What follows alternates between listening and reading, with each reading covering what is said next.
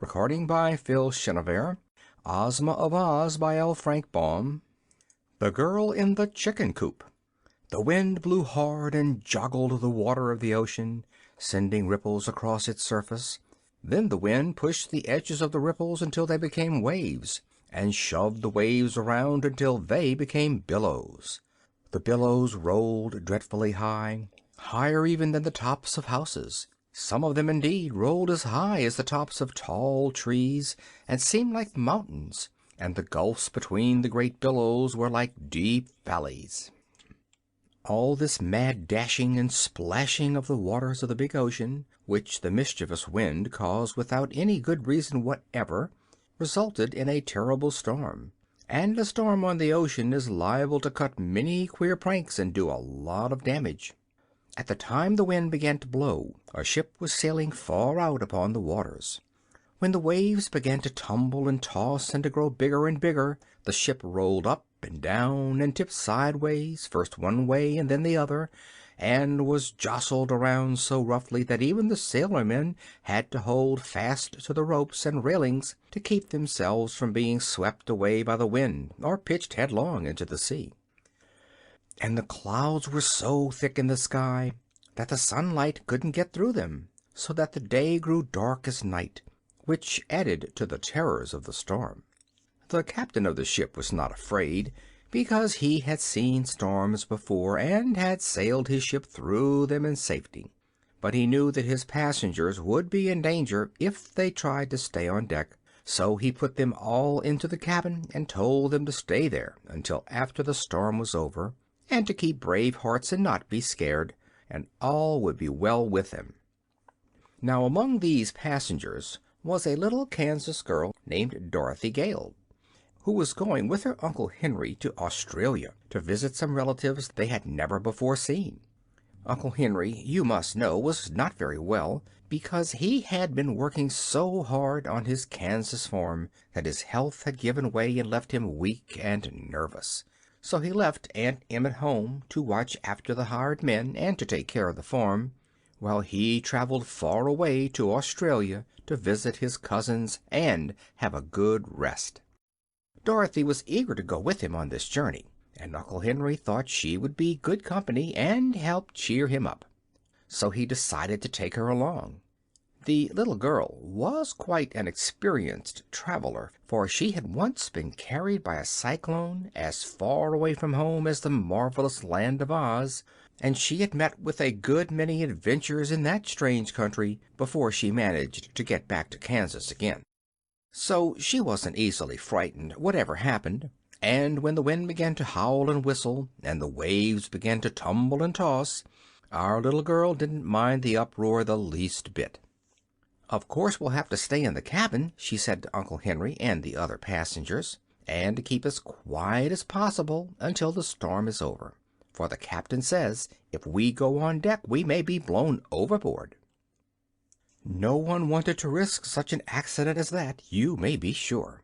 So all the passengers stayed huddled up in the dark cabin, listening to the shrieking of the storm and the creaking of the masts and rigging, and trying to keep from bumping into one another when the ship tipped sideways. Dorothy had almost fallen asleep when she was roused with a start to find that Uncle Henry was missing. She couldn't imagine where he had gone, and as he was not very strong she began to worry about him, and to fear he might have been careless enough to go on deck. In that case he would be in great danger unless he instantly came down again.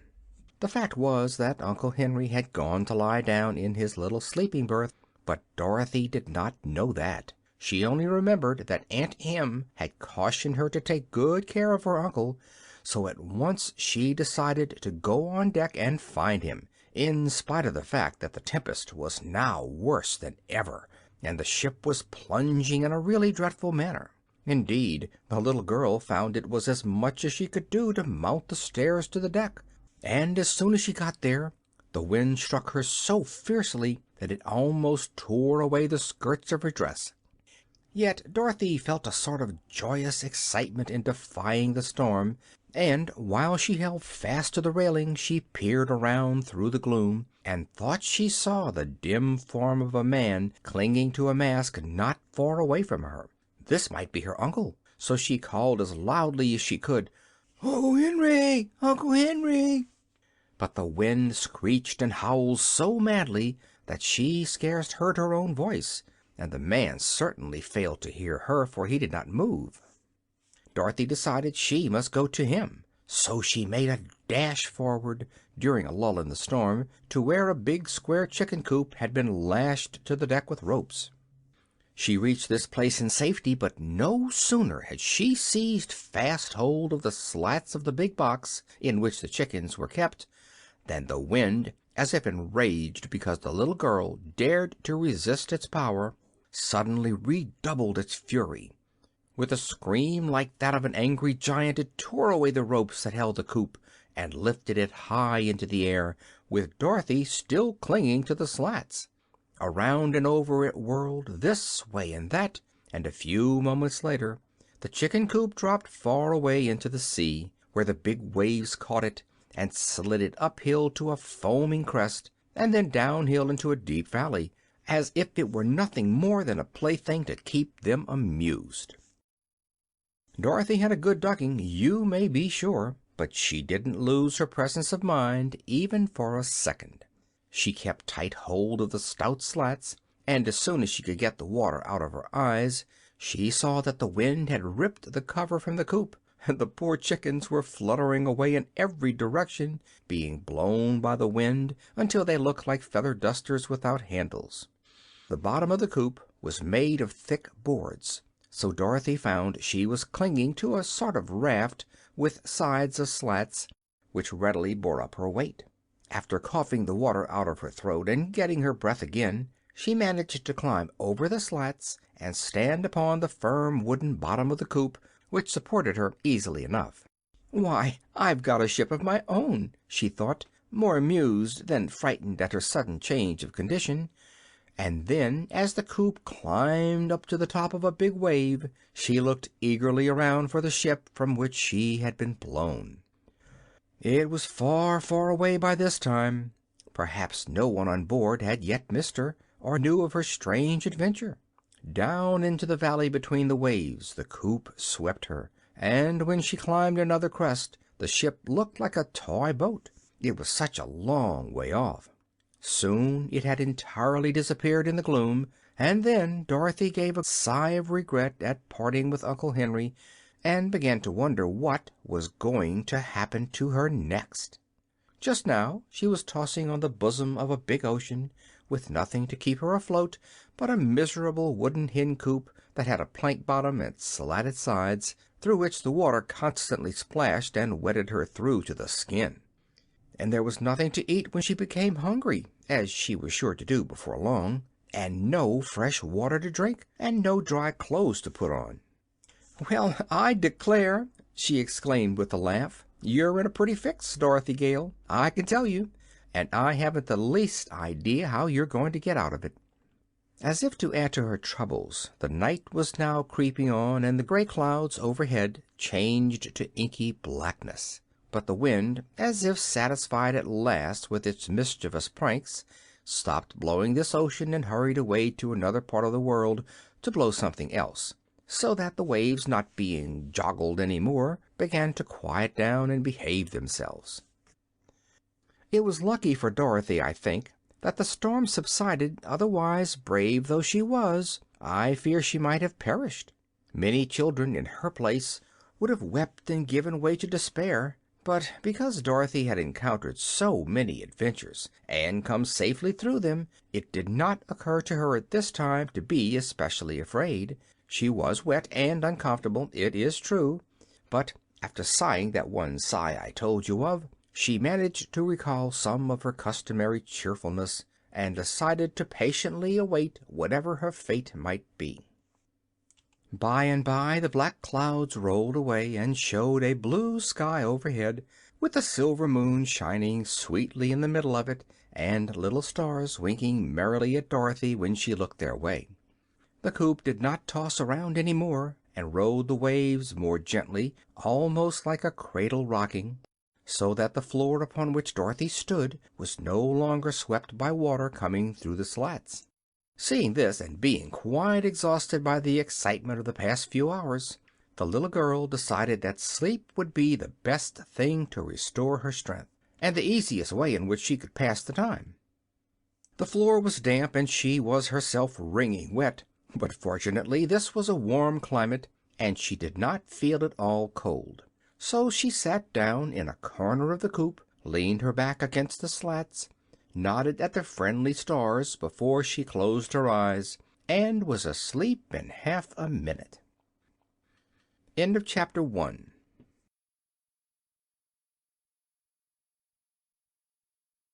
The Yellow Hen. A strange noise awoke Dorothy, who opened her eyes to find that day had dawned and the sun was shining brightly in a clear sky.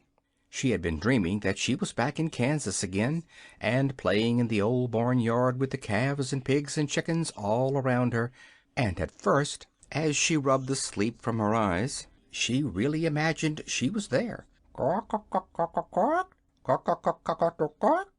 Ah, here again was the strange noise that had awakened her. Surely it was a hen cackling. But her wide open eyes first saw, through the slats of the coop, the blue waves of the ocean, now calm and placid, and her thoughts flew back to the past night, so full of danger and discomfort.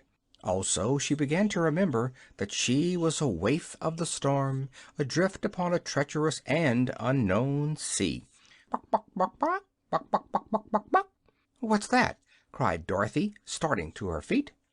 "Why, I've just laid an egg, that's all," replied a small but sharp and distinct voice, and looking around her, the little girl discovered a yellow hen squatting in the opposite corner of the coop. "Dear me!" she exclaimed in surprise. "Have you been here all night, too?" "Of course," answered the hen, fluttering her wings and yawning. "When the coop blew away from the ship I clung fast to this corner with claws and beak, for I knew if I fell into the water I'd surely be drowned. Indeed, I nearly drowned as it was. With all that water washing over me, I never was so wet before in my life." "Yes," agreed Dorothy, "it was pretty wet for a time, I know. But do you feel comfortable now?" "Not very. The sun has helped to dry my feathers, as it has your dress, and I feel better since I laid my morning egg. But what's to become of us, I should like to know, afloat on this big pond?" "I'd like to know that, too," said Dorothy. "But tell me, how does it happen that you are able to talk? I thought hens could only cluck and cackle." "Why, as for that," answered the yellow hen thoughtfully, "I've clucked and cackled all my life, and never spoken a word before this morning that I can remember. But when you asked a question a minute ago, it seemed the most natural thing in the world to answer you, so I spoke, and I seem to keep on speaking, just as you and other human beings do. Strange, isn't it?" "Very," replied Dorothy. "If we were in the land of Oz, I wouldn't think it so queer, because many of the animals can talk in that fairy country. But out here in the ocean must be a good long way from Oz." "How is my grammar?" asked the yellow hen anxiously. "Do I speak quite properly in your judgment?" "Yes," said Dorothy, "you do very well for a beginner." "I'm glad to know that," continued the yellow hen in a confidential tone, "because if one is going to talk it's best to talk correctly. The red rooster has often said that my cluck and my cackle were quite perfect, and now it's a comfort to know I am talking properly." "I'm beginning to get hungry," remarked Dorothy. "It's breakfast time, and there's no breakfast." "You may have my egg," said the yellow hen. "I don't care for it, you know." "Don't you want to hatch it?" asked the little girl in surprise. "No, indeed. I never care to hatch eggs unless I've a nice snug nest in some quiet place, with a baker's dozen of eggs under me. That's 13, you know, and it's a lucky number for hens. So you may as well eat this egg." "Oh, I couldn't possibly eat it unless it was cooked," exclaimed Dorothy. "But I'm much obliged for your kindness just the same." "Don't mention it, my dear," answered the hen calmly, and began preening her feathers. For a moment Dorothy stood looking out over the wide sea. She was still thinking of the egg, though, so presently she asked, "Why do you lay eggs when you don't expect to hatch them?" "It's a habit I have," replied the yellow hen. "It has always been my pride to lay a fresh egg every morning, except when I'm molting. I never feel like having my morning cackle till the egg is properly laid, and without the chance to cackle I would not be happy." "It's strange," said the girl reflectively, "but as I am not a hen I can't be expected to understand that." "Certainly not, my dear." Then Dorothy fell silent again. The yellow hen was some company, and a bit of comfort, too, but it was dreadfully lonely out on the big ocean, nevertheless. After a time the hen flew up and perched upon the topmost slat of the coop, which was a little above Dorothy's head when she was sitting upon the bottom, as she had been doing for some moments past. "Why, we are not far from land!" exclaimed the hen. Where is it?" cried Dorothy, jumping up in great excitement. "Over there, a little way," answered the hen, nodding her head in a certain direction. "We seem to be drifting toward it, so that before noon we ought to find ourselves upon dry land again." "I shall like that," said Dorothy with a little sigh, for her feet and legs were still wetted now and then by the sea water that came through the open slats. "So shall I," answered her companion. "There is nothing in the world so miserable as a wet hen." The land, which they seemed to be rapidly approaching, since it grew more distinct every minute, was quite beautiful as viewed by the little girl in the floating hen coop. Next to the water was a broad beach of white sand and gravel, and farther back were several rocky hills, while beyond these appeared a strip of green trees that marked the edge of a forest. But there were no houses to be seen, nor any sign of people who might inhabit this unknown land. "I hope we shall find something to eat," said Dorothy, looking eagerly at the pretty beach toward which they drifted. "It's long past breakfast time now." "I am a trifle hungry myself," declared the yellow hen. "Why don't you eat the egg?" asked the child. "You don't need to have your food cooked, as I do." "Do you take me for a cannibal?" cried the hen indignantly. "I do not know what I have said or done that leads you to insult me." "I beg your pardon. I'm sure Mrs. By the way, may I inquire your name, ma'am?" asked the little girl. "My name is Bill," said the yellow hen, somewhat gruffly. "Bill? Why, that's a boy's name." "What difference does that make?" "You're a lady hen, aren't you?" "Of course.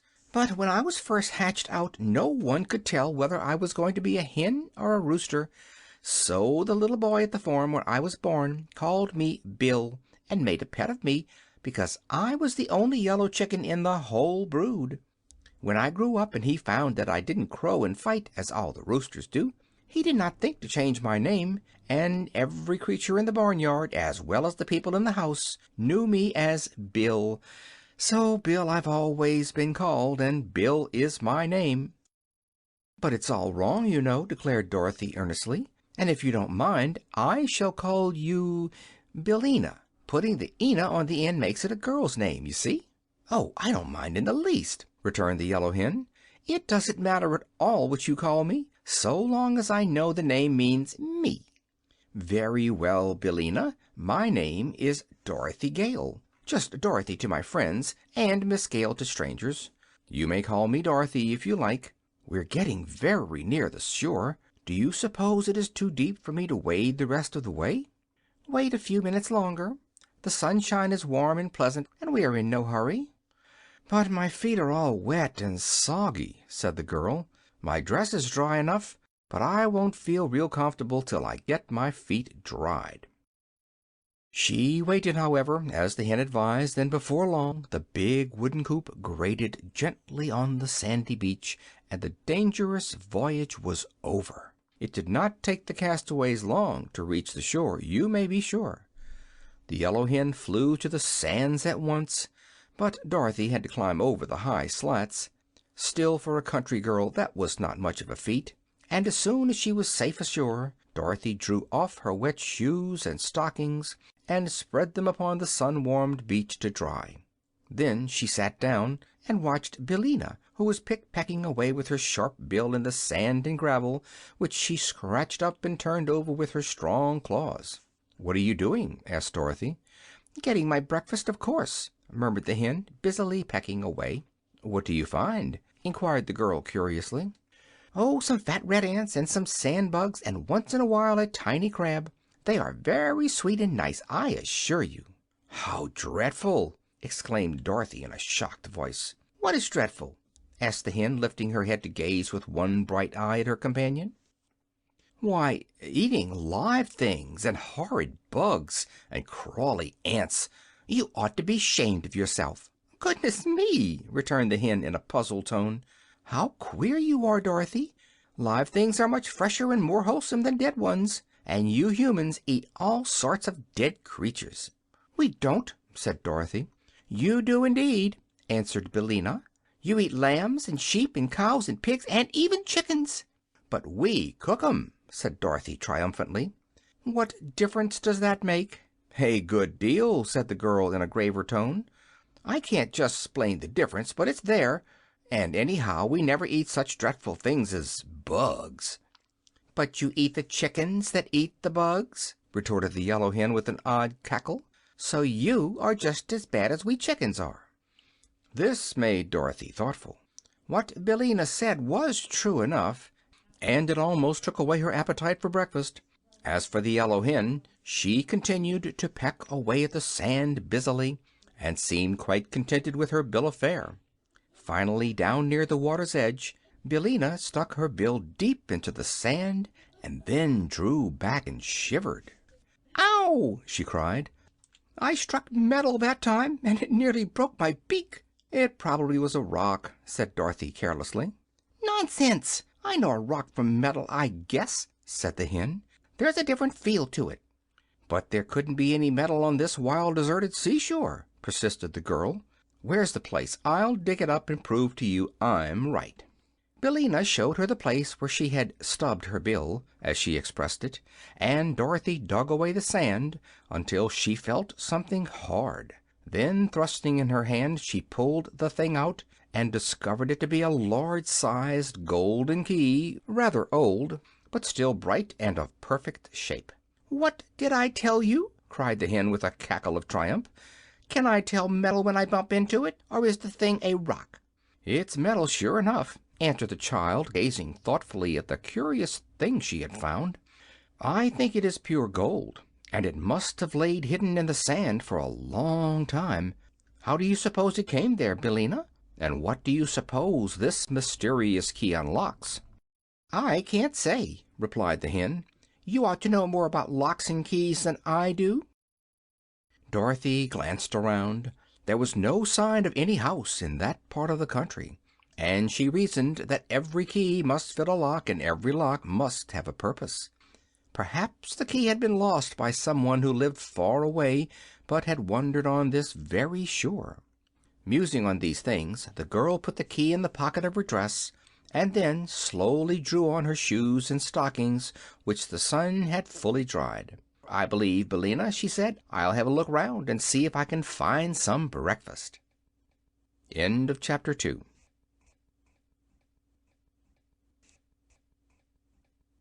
Letters in the Sand. Walking a little way back from the water's edge toward the grove of trees, Dorothy came to a flat stretch of white sand that seemed to have queer signs marked upon its surface, just as one would write upon sand with a stick. "What does it say?" she asked the yellow hen, who trotted along beside her in a rather dignified fashion. "How should I know?" returned the hen. "I cannot read." "Oh, can't you?" "Certainly not. I've never been to school, you know." "Well, I have," admitted Dorothy, "but the letters are big and far apart, and it's hard to spell out the words." But she looked at each letter carefully and finally discovered that these words were written in the sand: "Beware the Wheelers." "That's rather strange," declared the hen, when Dorothy had read aloud the words. "What do you suppose the Wheelers are?" "Folks that wheel, I guess. They must have wheelbarrows, or baby cabs, or hand carts," said Dorothy. "Perhaps they're automobiles," suggested the yellow hen. "There is no need to beware of baby cabs and wheelbarrows, but automobiles are dangerous things. Several of my friends have been run over by them." "It can't be automobiles," replied the girl, "for this is a new wild country, without even trolley cars or telephones. The people here haven't been discovered yet, I'm sure. That is, if there are any people. So I don't believe there can be any automobiles, Billina." "Perhaps not," admitted the yellow hen. "Where are you going now?" "Over to those trees to see if I can find some fruit or nuts," answered Dorothy. She tramped across the sand, skirting the foot of one of the little rocky hills that stood near, and soon reached the edge of the forest. At first she was greatly disappointed, because the nearer trees were all panita or cottonwood or eucalyptus, and bore no fruit or nuts at all. But by and by, when she was almost in despair, the little girl came upon two trees that promised to furnish her with plenty of food. One was quite full of square paper boxes, which grew in clusters on all the limbs, and upon the biggest and ripest boxes the word "Lunch" could be read in neat raised letters. The tree seemed to bear all the year round, for there were lunch box blossoms on some of the branches, and on others tiny little lunch boxes that were as yet quite green, and evidently not fit to eat until they had grown bigger. The leaves of this tree were all paper napkins, and it presented a very pleasing appearance to the hungry little girl. But the tree next to the lunch box tree was even more wonderful, for it bore quantities of tin dinner pails, which were so full and heavy that the stout branches bent underneath their weight. Some were small and dark brown in color; those larger were of a dull tin color, but the really ripe ones were pails of bright tin that shone and glistened beautifully in the rays of sunshine that touched them. Dorothy was delighted, and even the yellow hen acknowledged that she was surprised. The little girl stood on tiptoe and picked one of the nicest and biggest lunch boxes, and then she sat down upon the ground and eagerly opened it. Inside she found, nicely wrapped in white papers, a ham sandwich, a piece of sponge cake, a pickle, a slice of new cheese, and an apple. Each thing had a separate stem, and so had to be picked off the side of the box, but Dorothy found them all to be delicious, and she ate every bit of luncheon in the box before she had finished. "A lunch isn't exactly breakfast," she said to Billina, who sat beside her curiously watching, "but when one is hungry one can eat even supper in the morning and not complain." "I hope your lunch box was perfectly ripe," observed the yellow hen in an anxious tone. "So much sickness is caused by eating green things." "Oh, I'm sure it was ripe," declared Dorothy. "All that is, 'cept the pickle, and a pickle just has to be green, Billina. But everything tasted perfectly splendid, and I'd rather have it than a church picnic. And now I think I'll pick a dinner pail to have when I get hungry again, and then we'll start out and 'splore the country and see where we are." "Haven't you any idea what country this is?" inquired Billina. "None at all. But listen. I'm quite sure it's a fairy country, or such things as lunch boxes and dinner pails wouldn't be growing upon trees. Besides, Billina, being a hen, you wouldn't be able to talk in any civilized country like Kansas, where no fairies live at all." "Perhaps we're in the Land of Oz," said the hen thoughtfully. "No, that can't be," answered the little girl, "because I've been to the Land of Oz, and it's all surrounded by a horrid desert that no one can cross." "Then how did you get away from there again?" asked Billina. "I had a pair of silver shoes that carried me through the air, but I lost them," said Dorothy. "Ah, indeed," remarked the yellow hen in a tone of unbelief. "Anyhow," resumed the girl, "there is no seashore near the Land of Oz, so this must surely be some other fairy country." While she was speaking she selected a bright and pretty dinner pail that seemed to have a stout handle, and picked it from its branch. Then, accompanied by the yellow hen, she walked out of the shadow of the trees toward the seashore. They were part way across the sands when Billina suddenly cried in a voice of terror, "What's that?" Dorothy turned quickly around and saw coming out of a path that led from between the trees the most peculiar person her eyes had ever beheld. It had the form of a man, except that it walked, or rather rolled, upon all fours, and its legs were the same length as its arms, giving them the appearance of the four legs of a beast. Yet it was no beast that Dorothy had discovered, for the person was clothed most gorgeously in embroidered garments of many colors, and wore a straw hat perched jauntily upon the side of its head. But it differed from human beings in this respect, that instead of hands and feet, there grew at the end of its arms and legs round wheels, and by means of these wheels it rolled very swiftly over the level ground. Afterward Dorothy found that these odd wheels were of the same hard substance that our fingernails and toenails are composed of, and she also learned that creatures of this strange race were born in this queer fashion. But when our little girl first caught sight of the first individual of a race that was destined to cause her a lot of trouble, she had an idea that the brilliantly clothed personage was on roller skates, which were attached to his hands as well as to his feet. "Run!" screamed the yellow hen, fluttering away in great fright. "It's a Wheeler!" "A Wheeler!" exclaimed Dorothy. "What can that be?" "Don't you remember the warning in the sand? Beware the Wheelers! Run, I tell you, run!" So Dorothy ran, and the Wheeler gave a sharp, wild cry and came after her in full chase. Looking over her shoulder as she ran, the girl now saw a great procession of Wheelers emerging from the forest, dozens and dozens of them, all clad in splendid, tight-fitting garments, and all rolling swiftly toward her and uttering their wild, strange cries. "They're sure to catch us," panted the girl, who was still carrying the heavy dinner pail she had picked. "I can't run much farther, Billina." "Climb up this hill, quick!" said the hen, and Dorothy found she was very near to the heap of loose and jagged rocks they had passed on their way to the forest. The yellow hen was even now fluttering among the rocks, and Dorothy followed as best she could, half climbing and half tumbling up the rough and rugged steep. She was none too soon, for the foremost Wheeler reached the hill a moment after her, but while the girl scrambled up the rocks, the creature stopped short with howls of rage and disappointment. Dorothy now heard the yellow hen laughing in her cackling henny way. "Don't hurry, my dear," cried Billina. "They can't follow us among these rocks, so we're safe enough now." Dorothy stopped at once and sat down upon a broad boulder, for she was all out of breath. The rest of the Wheelers had now reached the foot of the hill, but it was evident that their wheels would not roll upon the rough and jagged rocks, and therefore they were helpless to follow Dorothy and the hen to where they had taken refuge.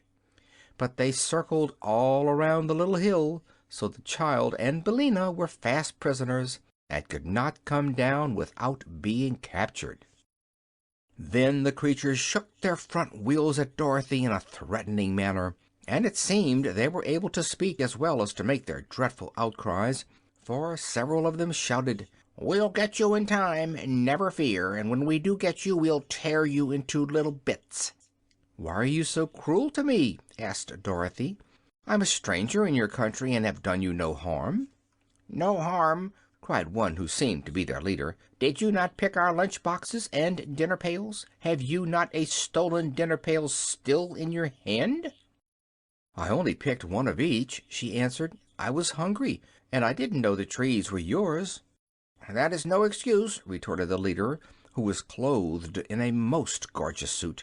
"It is the law here that whoever picks a dinner pail without our permission must die immediately."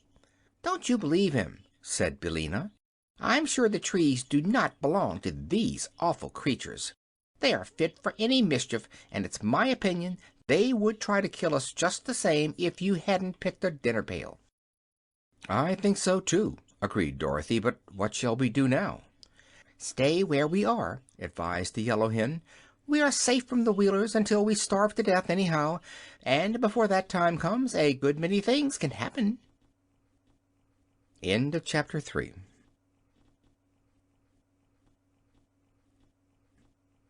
Tick-Tock, the Machine Man. After an hour or so, most of the band of Wheelers rolled back into the forest, leaving only 3 of their number to guard the hill. These curled themselves up like big dogs and pretended to go to sleep on the sands, but neither Dorothy nor Billina were fooled by this trick. So they remained in security among the rocks and paid no attention to their cunning enemies. Finally the hen, fluttering over the mound, exclaimed, "Why, here's a path!" So Dorothy at once clambered to where Billina sat, and there, sure enough, was a smooth path cut between the rocks. It seemed to wind around the mound from top to bottom, like a corkscrew twisting here and there between the rough boulders, but always remaining level and easy to walk upon. Indeed, Dorothy wondered at first why the Wheelers did not roll up this path, but when she followed it to the foot of the mound she found that several big pieces of rock had been placed directly across the end of the way, thus preventing anyone outside from seeing it, and also preventing the Wheelers from using it to climb up the mound. Then Dorothy walked back up the path and followed it until she came to the very top of the hill, where a solitary round rock stood that was bigger than any of the others surrounding it. The path came to an end just beside this great rock, and for a moment it puzzled the girl to know why the path had been made at all. But the hen, who had been gravely following her around and was now perched upon a point of rock behind Dorothy, suddenly remarked, "It looks something like a door, doesn't it?" "What looks like a door?" inquired the child. "Why, that crack in the rock just facing you," replied Billina, whose little round eyes were very sharp and seemed to see everything. "It runs up one side and down the other and across the top and the bottom." "What does?" "Why, the crack. So I think it must be a door of rock, although I do not see any hinges." "Oh, yes," said Dorothy, now observing for the first time the crack in the rock. "And isn't this a keyhole, Billina?" pointing to a round, deep hole at one side of the door. "Of course, if we only had the key, now we could unlock it and see what is there," replied the yellow hen. "Maybe it's a treasure chamber full of diamonds and rubies, or heaps of shining gold, or—" "That reminds me," said Dorothy, "of the golden key I picked up on the shore.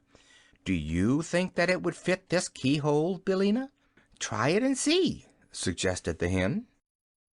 So Dorothy searched in the pocket of her dress and found the golden key, and when she had put it into the hole of the rock and turned it, a sudden sharp snap was heard. Then, with a solemn creak that made the shivers run down the child's back, the face of the rock fell outward, like a door on hinges, and revealed a small, dark chamber just inside. "Good gracious!" cried Dorothy, shrinking back as far as the narrow path would let her. For standing within the narrow chamber of rock was the form of a man, or at least it seemed like a man in the dim light.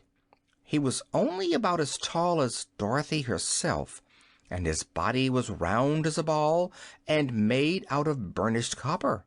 Also his head and limbs were copper, and these were joined or hinged to his body in a peculiar way with metal caps over the joints, like the armor worn by knights in days of old. He stood perfectly still, and where the light struck upon his form it glittered as if made of pure gold. "Don't be frightened," called Billina from her perch. "It isn't alive." "I see it isn't," replied the girl, drawing a long breath. "It is only made out of copper, like the old kettle in the barnyard at home," continued the hen, turning her head first to one side and then to the other, so that both her little round eyes could examine the object. "Once," said Dorothy, "I knew a man made out of tin, who was a woodman named Nick Chopper. But he was as alive as we are, 'cause he was born a real man and got his tin body a little at a time, first a leg and then a finger and then an ear, for the reason that he had so many accidents with his axe and cut himself up in a very careless manner." "Oh," said the hen with a sniff as if she did not believe the story. "But this copper man," continued Dorothy, looking at it with big eyes, "is not alive at all, and I wonder what it was made for, and why it is locked up in this queer place." "That is a mystery," remarked the hen, twisting her head to arrange her wing feathers with her bill. Dorothy stepped inside the little room to get a back view of the copper man, and in this way discovered a printed card that hung between his shoulders, it being suspended from a small copper peg at the back of his neck. She unfastened this card and returned to the path, where the light was better, and sat herself down upon a slab of rock to read the printing. "What does it say?" asked the hen curiously.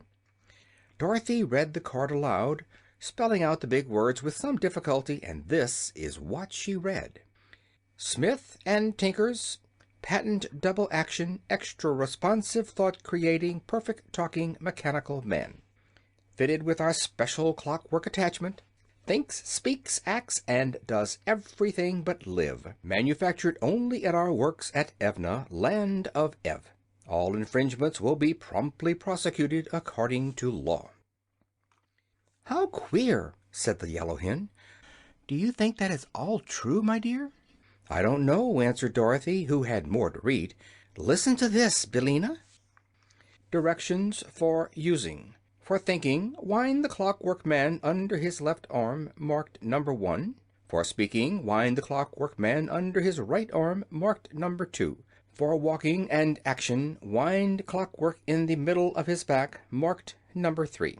N.B. This mechanism is guaranteed to work perfectly for 1,000 years. "Well, I declare!" gasped the yellow hen in amazement. "If the copper man can do half of these things, he is a very wonderful machine. But I suppose it is all humbug, like so many other patented articles." "We might wind him up," suggested Dorothy, "and see what he'll do." "Where is the key to the clockwork?" asked Billina. "Hanging on the peg where I found the card." "Then," said the hen, "let us try him, and find out if he will go. He is warranted for 1,000 years, it seems, but we do not know how long he has been standing inside this rock." Dorothy had already taken the clock key from the peg. "Which shall I wind up first?" she asked, looking again at the directions on the card. "Number 1, I should think," returned Billina. "That makes him think, doesn't it?" "Yes," said Dorothy, and wound up number 1 under the left arm. "He doesn't seem any different," remarked the hen critically. "Why, of course not. He is only thinking now," said Dorothy. "I wonder what he is thinking about." "I'll wind up his talk, and then perhaps he can tell us," said the girl. So she wound up number 2, and immediately the clockwork man said, without moving any part of his body except his lips: "Good morning, little girl. Good morning, Mrs. Hen." The words sounded a little hoarse and creaky, and they were uttered all in the same tone, without any change of expression whatever, but both Dorothy and Billina understood them perfectly. "Good morning, sir," they answered politely. "Thank you for rescuing me," continued the machine in the same monotonous voice, which seemed to be worked by a bellows inside of him, like the little toy lambs and cats the children squeeze so that they will make a noise. "Don't mention it," answered Dorothy, and then, being very curious, she asked, "How did you come to be locked up in this place?" "It is a long story," replied the copper man, "but I will tell it to you briefly. I was purchased from Smith and Tinker, my manufacturers, by a cruel king of Ev, named Evoldo, who used to beat all his servants until they died. However, he was not able to kill me because I was not alive, and one must first live in order to die, so that all his beating did me no harm, and merely kept my copper body well polished. The cruel king had a lovely wife and 10 beautiful children, 5 boys and 5 girls, but in a fit of anger he sold them all to the Gnome King, who by means of his magic arts changed them all into other forms and put them in his underground palace to ornament the rooms. Afterward, the king of Ev regretted his wicked action and tried to get his wife and children away from the Gnome King, but without avail. So in despair he locked me in this rock, threw the key into the ocean, and then jumped in after it and was drowned." "How very dreadful!" exclaimed Dorothy. "It is indeed," said the machine. "When I found myself imprisoned, I shouted for help until my voice ran down, and then I walked back and forth in this little room until my action ran down, and then I stood still and thought until my thoughts ran down. After that I remember nothing until you wound me up again." "It's a very wonderful story," said Dorothy, "and proves that the land of Ev is really a fairyland, as I thought it was." "Of course it is," answered the Copper Man. "I do not suppose such a perfect machine as I am could be made in any place but a fairyland." "I've never seen one in Kansas," said Dorothy. "But where did you get the key to unlock this door?" asked the clockwork voice. "I found it on the shore, where it was probably washed up by the waves," she answered. "And now, sir, if you don't mind, I'll wind up your action." "That will please me very much," said the machine. So she wound up number 3, and at once the Copper Man, in a somewhat stiff and jerky fashion, walked out of the rocky cavern, took off his copper hat, and bowed politely, and then kneeled before Dorothy. Said he, "From this time forth I am your obedient servant. Whatever you command, that I will do willingly, if you keep me wound up." "What is your name?" she asked. "Tick-Tock," he replied. "My former master gave me that name because my clockwork always ticks when it is wound up." "I can hear it now," said the Yellow Hen. "So can I," said Dorothy, and then she added, with some anxiety, "You don't strike, do you?" "No," answered Tik-Tok. "And there is no alarm connected with my machinery. I can tell the time, though, by speaking, and as I never sleep, I can waken you at any hour you wish to get up in the morning." "That's nice," said the little girl, "only I never wish to get up in the morning." "You can sleep until I lay my egg," said the Yellow Hen. "Then, when I cackle, Tik-Tok will know it is time to waken you." "Do you lay your egg very early?" asked Dorothy. "About 8 o'clock," said Billina, "and everyone ought to be up by that time, I'm sure." End of Chapter 4.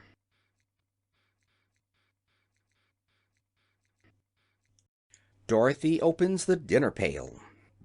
"Now, Tik-Tok," said Dorothy, "the first thing to be done is to find a way for us to escape from these rocks. The Wheelers are down below, you know, and threaten to kill us." "There is no reason to be afraid of the Wheelers," said Tik-Tok, the words coming more slowly than before. "Why not?" she asked. "Because they are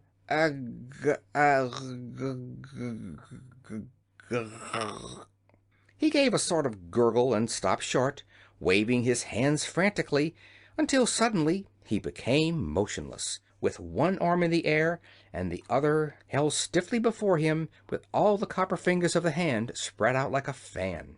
"Dear me!" said Dorothy in a frightened tone. "What can the matter be?" "He's run down, I suppose," said the hen calmly. "You couldn't have wound him up very tight." "I don't know how much to wind him," replied the girl, "but I'll try to do better next time." She ran around the copper man to take the key from the peg at the back of his neck, but it was not there. "It's gone!" cried Dorothy in dismay. "What's gone?" asked Billina. "The key." "It probably fell off when he made that low bow to you," returned the hen. "Look around and see if you cannot find it again." Dorothy looked, and the hen helped her, and by the girl discovered the clock key, which had fallen into a crack of the rock. At once she wound up Tik-Tok's voice, taking care to give the key as many turns as it would go around.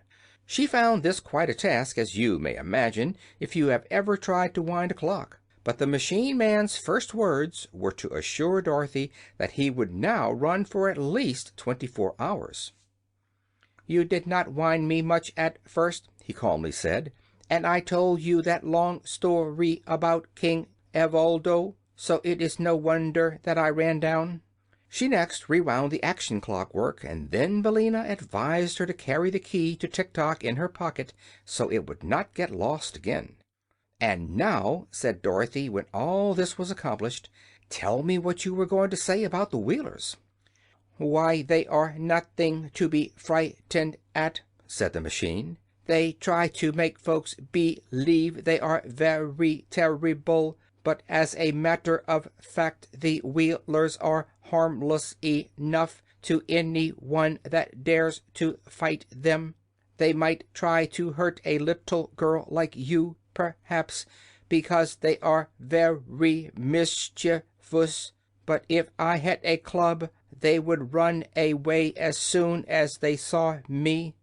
"Haven't you a club?" asked Dorothy. "No," said Tik-Tok.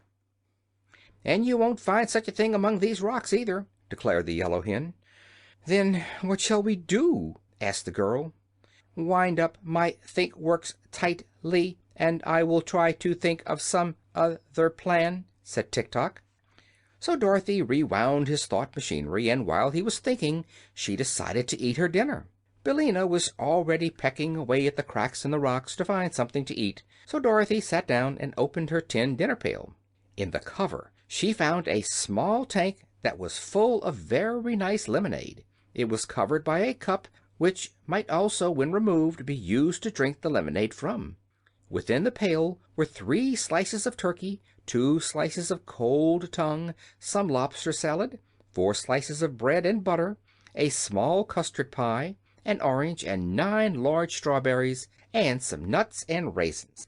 Singularly enough, the nuts in this dinner pail grew already cracked, so that Dorothy had no trouble in picking out their meats to eat. She spread the feast upon the rock beside her and began her dinner, first offering some of it to Tik-Tok, who declined because, as he said, he was merely a machine. Afterward she offered to share with Billina, but the hen murmured something about dead things and said she preferred her bugs and ants. "Do the lunch-box trees and the dinner-pail trees belong to the Wheelers?" the child asked Tik-Tok while engaged in eating her meal. "Of course not," he answered. "They belong to the royal family of Ev. Only, of course, there is no royal family just now, because King Evoldo jumped into the sea, and his wife and 10 children have been transformed by the Nome King. So there is no one to rule the land of Ev that I can think of. Perhaps it is for this reason that the Wheelers claim the trees for their own and pick the luncheons and dinners to eat themselves. But they belong to the king, and you will find the royal E stamped up on the bottom of every dinner pail." Dorothy turned the pail over and at once discovered the royal mark upon it, as Tik-Tok had said. "Are the Wheelers the only folks living in the land of Ev?" inquired the girl. "No, they only inhabit a small portion of it just back of the woods," replied the machine. "But they have always been mischievous and impertinent, and my old master, King Evoldo, used to carry a whip with him when he walked out, to keep the creatures in order. When I was first made, the Wheelers tried to run over me and butt me with their heads, but they soon found I was built of too solid a material for them to injure." "You seem very durable," said Dorothy. "Who made you?" "The firm of Smith and Tinker in the town of Evna, where the royal palace stands," answered Tik-Tok. "Did they make many of you?" asked the child. "No, I am the only automatic mechanical man they ever completed," he replied. "They were very wonderful inventors, were my makers, and quite artistic in all they did." "I'm sure of that," said Dorothy. "Do they live in the town of Evna now?" "They are both gone," replied the machine. "Mr. Smith was an artist as well as an inventor, and he painted a picture of a river which was so natural that, as he was reaching across it to paint some flowers on the opposite bank, he fell into the water and was drowned." "Oh, I'm sorry for that!" exclaimed the little girl. "Mr. Tinker," continued Tik-Tok, "made a ladder so tall that he could rest the end of it against the moon while he stood on the highest rung and picked the little stars to set in the points of the king's crown. But when he got to the moon, Mr. Tinker found it such a lovely place that he decided to live there. So he pulled up the ladder after him, and we have never seen him since." "He must have been a great loss to this country," said Dorothy, who was by this time eating her custard pie. "He was," acknowledged Tik-Tok, "and he is a great loss to me, for if I should get out of order, I do not know of any one able to repair me, because I am so complicated. You have no idea how full of machinery I am." "I can imagine it," said Dorothy readily. "And now," continued the machine, "I must stop talking and begin thinking again of a way to escape from this rock." So he turned halfway around in order to think without being disturbed. "The best thinker I ever knew," said Dorothy to the Yellow Hen, "was a scarecrow." "Nonsense!" snapped Billina. "It is true," declared Dorothy. "I met him in the Land of Oz, and he traveled with me to the city of the Great Wizard of Oz, so as to get some brains, for his head was only stuffed with straw. But it seemed to me that he thought just as well before he got his brains as he did afterward." "Do you expect me to believe all that rubbish about the Land of Oz?" inquired Billina, who seemed a little cross, perhaps because bugs were scarce. "What rubbish?" asked the child, who was now finishing her nuts and raisins. "Why, your impossible stories about animals that can talk, and a Tin Woodman who is alive, and a Scarecrow who can think." "They are all there," said Dorothy, "for I have seen them." "I don't believe it," cried the hen, with a toss of her head. "That's 'cause you're so ignorant," replied the girl, who was a little offended at her friend Billina's speech. "In the Land of Oz," remarked Tik-Tok, turning toward them, "anything is possible, for it is a wonderful fairy country." "There, Billina, what did I say?" cried Dorothy, and then she turned to the machine and asked in an eager tone, "Do you know the Land of Oz, Tik-Tok?" "No, but I have heard about it," said the copper man, "for it is only separated from this Land of Ev by a broad desert." Dorothy clapped her hands together delightedly. "I'm glad of that," she exclaimed. "It makes me quite happy to be so near my old friends. The Scarecrow I told you of, Billina, is the King of the Land of Oz." "Pardon me, he is not the king now," said Tik-Tok. "He was when I left there," declared Dorothy. "I know," said Tik-Tok, "but there was a revolution in the Land of Oz, and the Scarecrow was deposed by a soldier woman named General Ginger, and then Ginger was deposed by a little girl named Ozma, who was the rightful heir to the throne, and now rules the land under the title of Ozma of Oz." "That is news to me," said Dorothy thoughtfully. "But I suppose lots of things have happened since I left the Land of Oz. I wonder what has become of the Scarecrow, and of the Tin Woodman, and the Cowardly Lion, and I wonder who this girl Ozma is, for I never heard of her before." But Tik-Tok did not reply to this.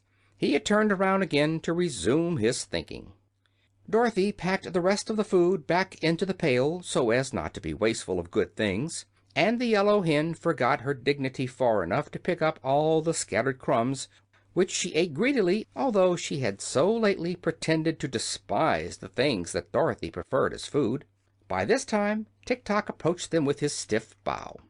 "Be kind enough to follow me," he said, "and I will lead you away from here to the town of Evna, where you will be more comfortable, and also I will protect you from the Wheelers." "All right," answered Dorothy promptly. "I'm ready." End of chapter 5.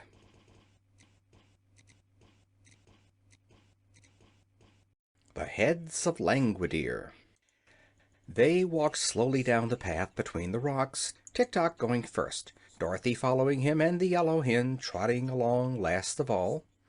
At the foot of the path the copper man leaned down and tossed aside with ease the rocks that encumbered the way. Then he turned to Dorothy and said, "Let me carry your dinner pail." She placed it in his right hand at once, and the copper fingers closed firmly over the stout handle. Then the little procession marched out upon the level sands. As soon as the three Wheelers who were guarding the mound saw them, they began to shout their wild cries and rolled swiftly toward the little group, as if to capture them or bar their way. But when the foremost had approached near enough, Tik-Tok swung the tin dinner pail and struck the Wheeler a sharp blow over its head with the queer weapon. Perhaps it did not hurt very much, but it made a great noise, and the Wheeler uttered a howl and tumbled over upon its side. The next minute it scrambled to its wheels and rolled away as fast as it could go, screeching with fear at the same time. "I told you they were harmless," began Tik-Tok, but before he could say more, another Wheeler was upon them. Crack went the dinner pail against its head, knocking its straw hat a dozen feet away. And that was enough for this Wheeler also. It rolled away after the first one, and the third did not wait to be pounded with the pail, but joined its fellows as quickly as its wheels could whirl. The yellow hen gave a cackle of delight, and flying to a perch upon Tik-Tok's shoulder, she said, "Bravely done, my copper friend, and wisely thought of, too. Now we are free from those ugly creatures." But just then a large band of Wheelers rolled from the forest, and, relying upon their numbers to conquer, they advanced fiercely upon Tik-Tok. Dorothy grabbed Billina in her arms and held her tight, and the machine embraced the form of the little girl with his left arm, the better to protect her. Then the Wheelers were upon them. Racklety bang, bang went the dinner pail in every direction, and it made so much clatter bumping against the heads of the Wheelers that they were much more frightened than hurt, and fled in a great panic. All, that is, except their leader. This Wheeler had stumbled against another and fallen flat upon his back, and before he could get his wheels under him to rise again, Tik-Tok had fastened his copper fingers into the neck of the gorgeous jacket of his foe and held him fast. "Tell your people to go away," commanded the machine. The leader of the Wheelers hesitated to give this order, so Tik-Tok shook him as a terrier dog does a rat, until the Wheeler's teeth rattled together with a noise like hailstones on a window pane. Then, as soon as the creature could get its breath, it shouted to the others to roll away, which they immediately did. "Now," said Tik-Tok, "you shall come with us and tell me what I want to know." "You'll be sorry for treating me in this way," whined the Wheeler. "I'm a terribly fierce person."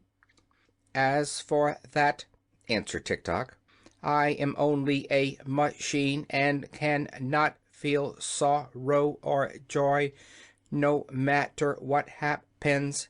But you are wrong to think yourself terrible or fierce." "Why so?" asked the Wheeler.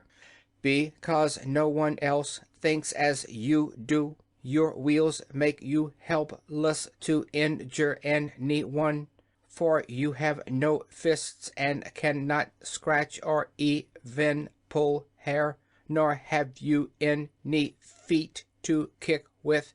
All you can do is to yell and shout, and that does not hurt anyone at all." The Wheeler burst into a flood of tears, to Dorothy's great surprise. "Now I and my people are ruined forever," he sobbed, "for you have discovered our secret. Being so helpless, our only hope is to make people afraid of us by pretending we are very fierce and terrible, and writing in the sand warnings to beware the Wheelers. Until now we have frightened everyone, but since you have discovered our weakness, our enemies will fall upon us and make us very miserable and unhappy." "Oh, no!" exclaimed Dorothy, who was sorry to see this beautifully dressed Wheeler so miserable. "Tik-Tok will keep your secret, and so will Billina and I. Only you must promise not to try to frighten children any more if they come near to you." "I won't. Indeed, I won't," promised the Wheeler, ceasing to cry and becoming more cheerful. "I'm not really bad, you know, but we have to pretend to be terrible in order to prevent others from attacking us."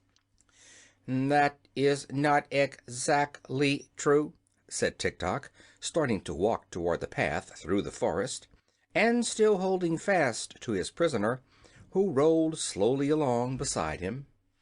"You and your people are full of mischief and like to bother those who fear you, and you are often impudent and disagreeable too. But if you will try to cure those faults, I will not tell anyone how helpless you are." "I'll try, of course," responded the Wheeler eagerly. "And thank you, Mr. Tik-Tok, for your kindness." "I am only a machine," said Tik-Tok.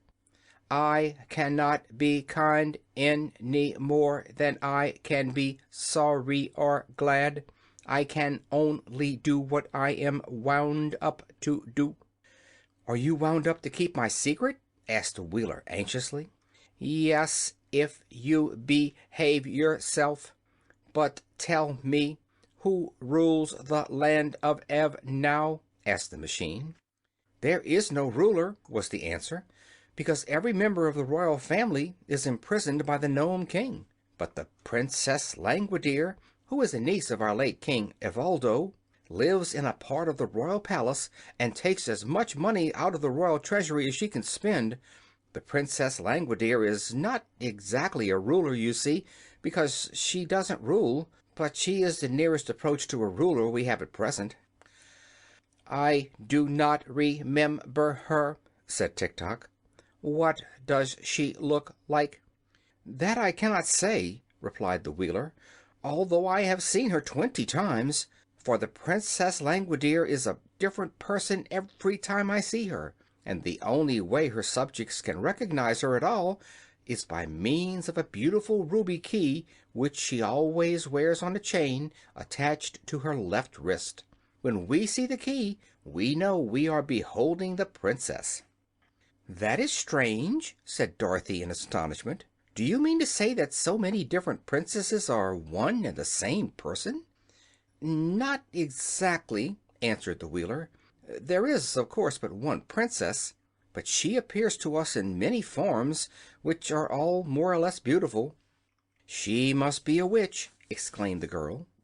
"I do not think so," declared the Wheeler, "but there is some mystery connected with her nevertheless. She is a very vain creature, and lives mostly in a room surrounded by mirrors, so that she can admire herself whichever way she looks." No one answered this speech, because they had just passed out of the forest, and their attention was fixed upon the scene before them. A beautiful vale in which were many fruit trees and green fields, with many pretty farmhouses scattered here and there, and broad, smooth roads that led in every direction. All these details Dorothy was, of course, unable to notice or admire until they had advanced along the road to a position quite near the palace, and she was still looking at the pretty sights when her little party entered the grounds and approached the big front door of the King's own apartments. To their disappointment, they found the door tightly closed. A sign was tacked to the panel which read as follows: "Owner absent. Please knock at the third door in the left wing." "Now," said Tik-Tok to the captive Wheeler, "you must show us the way to the left wing." "Very well," agreed the prisoner. "It's around here, at the right." "How can the left wing be at the right?" demanded Dorothy, who feared the Wheeler was fooling them. "Because there used to be 3 wings, and 2 were torn down, so the one on the right is the only one left. It is a trick of the Princess Langwidere to prevent visitors from annoying her." Then the captive led them around to the wing, after which the machine man, having no further use of the Wheeler, permitted him to depart and rejoin his fellows. He immediately rolled away at a great pace and was soon lost to sight. Tik-Tok now counted the doors in the wing and knocked loudly upon the third one. It was opened by a little maid in a cap trimmed with gay ribbons, who bowed respectfully and asked, "What do you wish, good people?" "Are you the Princess Langwidere?" asked Dorothy. "No, miss, I am her servant," replied the maid. "May I see the Princess, please?" "I will tell her you are here, miss, and ask her to grant you an audience," said the maid. "Step in, please, and take a seat in the drawing room." So Dorothy walked in, followed closely by the machine. But as the yellow hen tried to enter after them, the little maid cried "Shoo!" and flapped her apron in Billina's face. "Shoo yourself!" retorted the hen, drawing back in anger and ruffling up her feathers. "Haven't you any better manners than that?" "Oh, do you talk?" inquired the maid, evidently surprised. "Can't you hear me?" snapped Billina. "Drop that apron and get out of the doorway so that I may enter with my friends." "The Princess won't like it," said the maid, hesitating. "I don't care whether she likes it or not," replied Billina, and fluttering her wings with a loud noise, she flew straight at the maid's face. The little servant at once ducked her head, and the hen reached Dorothy's side in safety. "Very well," sighed the maid. "If you are all ruined because of this obstinate hen, don't blame me for it. It isn't safe to annoy the Princess Langwidere." "Tell her we are waiting, if you please," Dorothy requested with dignity. "Billina is my friend and must go wherever I go." Without more words, the maid led them to a richly furnished drawing room, lighted with subdued rainbow tints that came in through beautiful stained glass windows. "Remain here," she said. "What names shall I give the Princess?" "I am Dorothy Gale of Kansas," replied the child, "and this gentleman is a machine named Tik-Tok, and the yellow hen is my friend Billina." The little servant bowed and withdrew, going through several passages and mounting 2 marble stairways before she came to the apartments occupied by her mistress. Princess Langwidere's sitting room was paneled with great mirrors, which reached from the ceiling to the floor. Also, the ceiling was composed of mirrors, and the floor was of polished silver that reflected every object upon it. So when Langwidere sat in her easy chair and played soft melodies upon her mandolin, her form was mirrored hundreds of times in walls and ceilings and floor, and whichever way the lady turned her head she could see and admire her own features.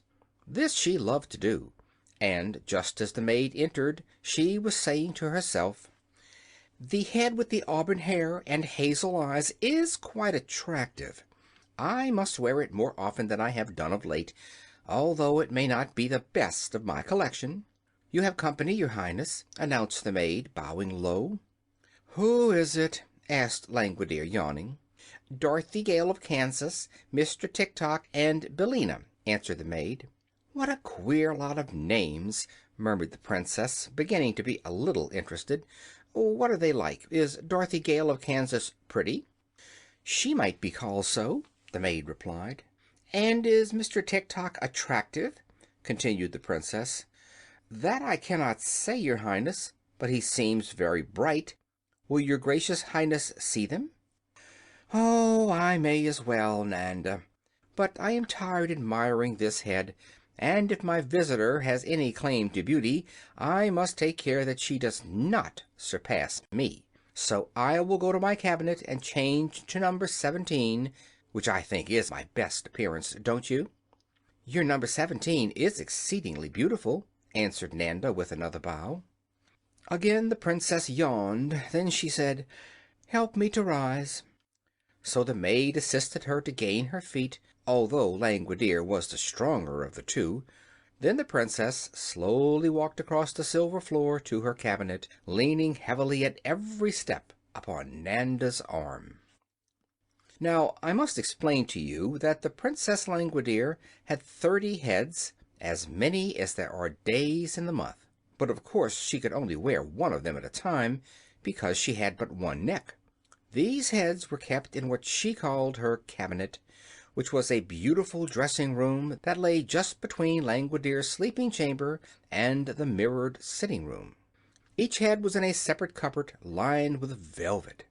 The cupboards ran all around the sides of the dressing room, and had elaborately carved doors with gold numbers on the outside and jeweled framed mirrors on the inside of them.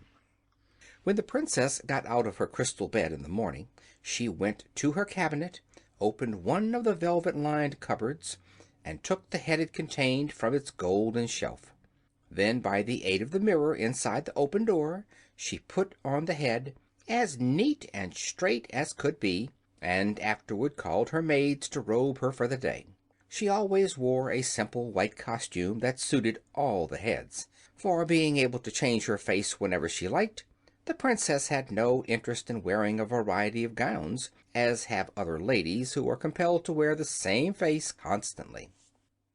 Of course, the 30 heads were in great variety, no two formed alike, but all being of exceeding loveliness. There were heads with golden hair, brown hair, rich auburn hair, and black hair, but none with gray hair. The heads had eyes of blue, of gray, of hazel, of brown, and of black, but there were no red eyes among them, and all were bright and handsome. The noses were Grecian, Roman, Retrousse, and Oriental, representing all types of beauty, and the mouths were of assorted sizes and shapes, displaying pearly teeth when the heads smiled. As for dimples, they appeared in cheeks and chins, wherever they might be most charming, and one or two heads had freckles upon the face to contrast the better with the brilliancy of their complexion. One key unlocked all the velvet cupboards containing these treasures, a curious key carved from a single blood-red ruby, and this was fastened to a strong but slender chain which the Princess wore around her left wrist. When Nanda had supported Langwidere to a position in front of cupboard number 17, the Princess unlocked the door with her ruby key, and after handing head number 9, which she had been wearing, to the maid, she took number 17 from its shelf and fitted it to her neck. It had black hair and dark eyes and a lovely pearl and white complexion, and when Langwidere wore it, she knew she was remarkably beautiful in appearance. There was only one trouble with number 17. The temper that went with it, and which was hidden somewhere under the glossy black hair, was fiery, harsh, and haughty in the extreme, and it often led the princess to do unpleasant things which she regretted when she came to wear her other heads. But she did not remember this today, and went to meet her guests in the drawing-room with a feeling of certainty that she would surprise them with her beauty. However, she was greatly disappointed to find that her visitors were merely a small girl in a gingham dress, a copper man that would only go when wound up, and a yellow hen that was sitting contentedly in Langwidere's best work-basket, where there was a china egg used for darning stockings.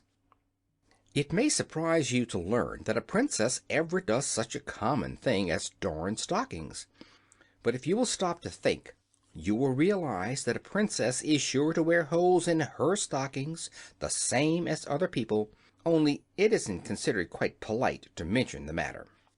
"Oh," said Langwidere, slightly lifting the nose of number 17, "I thought someone of importance had called." "Then you are right," declared Dorothy. "I'm a good deal of importance myself, and when Billina lays an egg she has the proudest cackle you ever heard.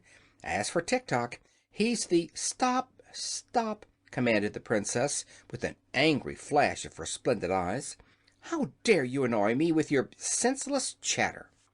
"Why, you horrid thing!" said Dorothy, who was not accustomed to being treated so rudely. The princess looked at her more closely. "Tell me," she resumed, "are you of royal blood?" "Better than that, ma'am," said Dorothy. "I came from Kansas." "Humph!" cried the princess scornfully. "You are a foolish child, and I cannot allow you to annoy me. Run away, you little goose, and bother someone else." Dorothy was so indignant that for a moment she could find no words to reply. But she rose from her chair and was about to leave the room when the princess, who had been scanning the girl's face, stopped her by saying more gently, "Come nearer to me." Dorothy obeyed, without a thought of fear, and stood before the princess while Langwidere examined her face with careful attention. "You are rather attractive," said the lady presently. "Not at all beautiful, you understand, but you have a certain style of prettiness that is different from that of any of my 30 heads. So I believe I'll take your head and give you number 26 for it." "Well, I believe you won't!" exclaimed Dorothy. "It will do you no good to refuse," continued the princess, "for I need your head for my collection, and in the land of Ev my will is law. I never have cared much for number 26, and you will find that it is very little worn. Besides, it will do you just as well as the one you're wearing, for all practical purposes." "I don't know anything about your number 26, and I don't want to," said Dorothy firmly. "I'm not used to taking cast-off things, so I'll just keep my own head." "You refuse?" cried the princess with a frown. "Of course I do," was the reply. "Then," said Langwidere, "I shall lock you up in a tower until you decide to obey me. Nanda," turning to her maid, "call my army." Nanda rang a silver bell, and at once a big fat colonel in a bright red uniform entered the room, followed by 10 lean soldiers, who all looked sad and discouraged and saluted the princess in a very melancholy fashion. "Carry that girl to the North Tower and lock her up," cried the princess, pointing to Dorothy. "To hear is to obey," answered the big red colonel, and caught the child by her arm. But at that moment Tik-Tok raised his dinner pail and pounded it so forcibly against the colonel's head that the big officer sat down upon the floor with a sudden bump, looking both dazed and very much astonished. "Help!" he shouted, and the 10 lean soldiers sprang to assist their leader. There was great excitement for the next few moments, and Tik-Tok had knocked down 7 of the army, who were sprawling in every direction upon the carpet, when suddenly the machine paused, with the dinner pail raised for another blow, and remained perfectly motionless. "My action has run down," he called to Dorothy. "Wind me up, quick." She tried to obey, but the big colonel had by this time managed to get upon his feet again, so he grabbed fast hold of the girl, and she was helpless to escape. "That is too bad," said the machine. "I ought to have run 6 hours longer at least, but I suppose my long walk and my fight with the Wheelers made me run down faster than usual." "Well, it can't be helped," said Dorothy with a sigh. "Will you exchange heads with me?" demanded the Princess. "No, indeed!" cried Dorothy. "Then lock her up," said Langwidere to her soldiers, and they led Dorothy to a high tower at the north of the palace and locked her securely within. The soldiers afterward tried to lift Tik-Tok, but they found the machine so solid and heavy that they could not stir it. So they left him standing in the center of the drawing room. "People will think I have a new statue," said Langwidere, "so it won't matter in the least, and Nanda can keep him well polished." "What shall we do with the hen?" asked the colonel, who had just discovered Billina in the work-basket. "Put her in the chicken house," answered the Princess. "Some day I'll have her fried for breakfast." "She looks rather tough, your Highness," said Nanda doubtfully. "That is a base slander!" cried Billina, struggling frantically in the colonel's arms. "But the breed of chickens I come from is said to be poison to all princesses."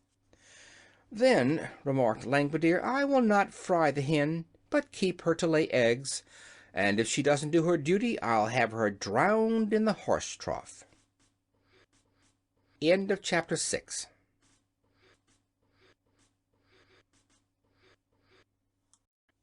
Ozma of Oz to the rescue. Nanda brought Dorothy bread and water for her supper, and she slept upon a hard stone couch with a single pillow and a silken coverlet. In the morning she leaned out of the window of her prison in the tower to see if there was any way to escape. The room was not so very high up, when compared with our modern buildings, but it was far enough above the trees and farmhouses to give her a good view of the surrounding country.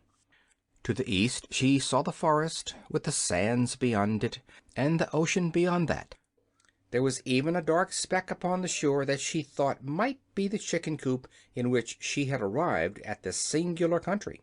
Then she looked to the north and saw a deep but narrow valley lying between two rocky mountains, and a third mountain that shut off the valley at the farther end. Westward, the fertile land of Ev suddenly ended a little way from the palace, and the girl could see miles and miles of sandy desert that stretched further than her eyes could reach.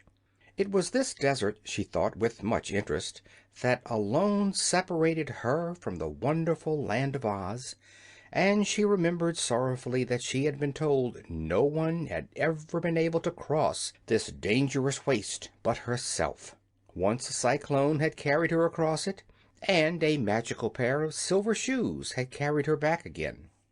But now she had neither a cyclone nor silver shoes to assist her, and her condition was sad indeed, for she had become the prisoner of a disagreeable princess, who insisted that she must exchange her head for another one that she was not used to, and which might not fit her at all. Really, there seemed no hope of help for her from her old friends in the land of Oz. Thoughtfully she gazed from her narrow window. On all the desert not a living thing was stirring. Wait, though. Something surely was stirring on the desert, something her eyes had not observed at first. Now it seemed like a cloud, now it seemed like a spot of silver, now it seemed to be a mass of rainbow colors that moved swiftly toward her. What could it be, she wondered. Then, gradually, but in a brief space of time, nevertheless, the vision drew near enough to Dorothy to make out what it was. A broad green carpet was unrolling itself upon the desert, while advancing across the carpet was a wonderful procession that made the girl open her eyes in amazement as she gazed. First came a magnificent golden chariot, drawn by a great lion and an immense tiger, who stood shoulder to shoulder and trotted along as gracefully as a well-matched team of thoroughbred horses. And standing upright within the chariot was a beautiful girl, clothed in flowing robes of silver gauze and wearing a jeweled diadem upon her dainty head. She held in one hand the satin ribbons that guided her astonishing team, and in the other an ivory wand that separated at the top into two prongs, the prongs being tipped by the letters O and Z, made of glistening diamonds set closely together. The girl seemed neither older nor larger than Dorothy herself, and at once the prisoner in the tower guessed that the lovely driver of the chariot must be that Ozma of Oz of whom she had so lately heard from Tik-Tok. Following close behind the chariot, Dorothy saw her old friend the Scarecrow riding calmly astride a wooden sawhorse which pranced and trotted as naturally as any meat horse could have done. And then came Nick Chopper, the Tin Woodman, with his funnel-shaped cap tipped carelessly over his left ear, his gleaming axe over his right shoulder, and his whole body sparkling as brightly as it had ever done in the old days when first she knew him. The Tin Woodman was on foot, marching at the head of a company of 27 soldiers, of whom some were lean and some fat, some short and some tall, but all 27 were dressed in handsome uniforms of various designs and colors, no two being alike in any respect. Behind the soldiers the green carpet rolled itself up again, so that there was always just enough of it for the procession to walk upon, in order that their feet might not come in contact with the deadly, life-destroying sands of the desert.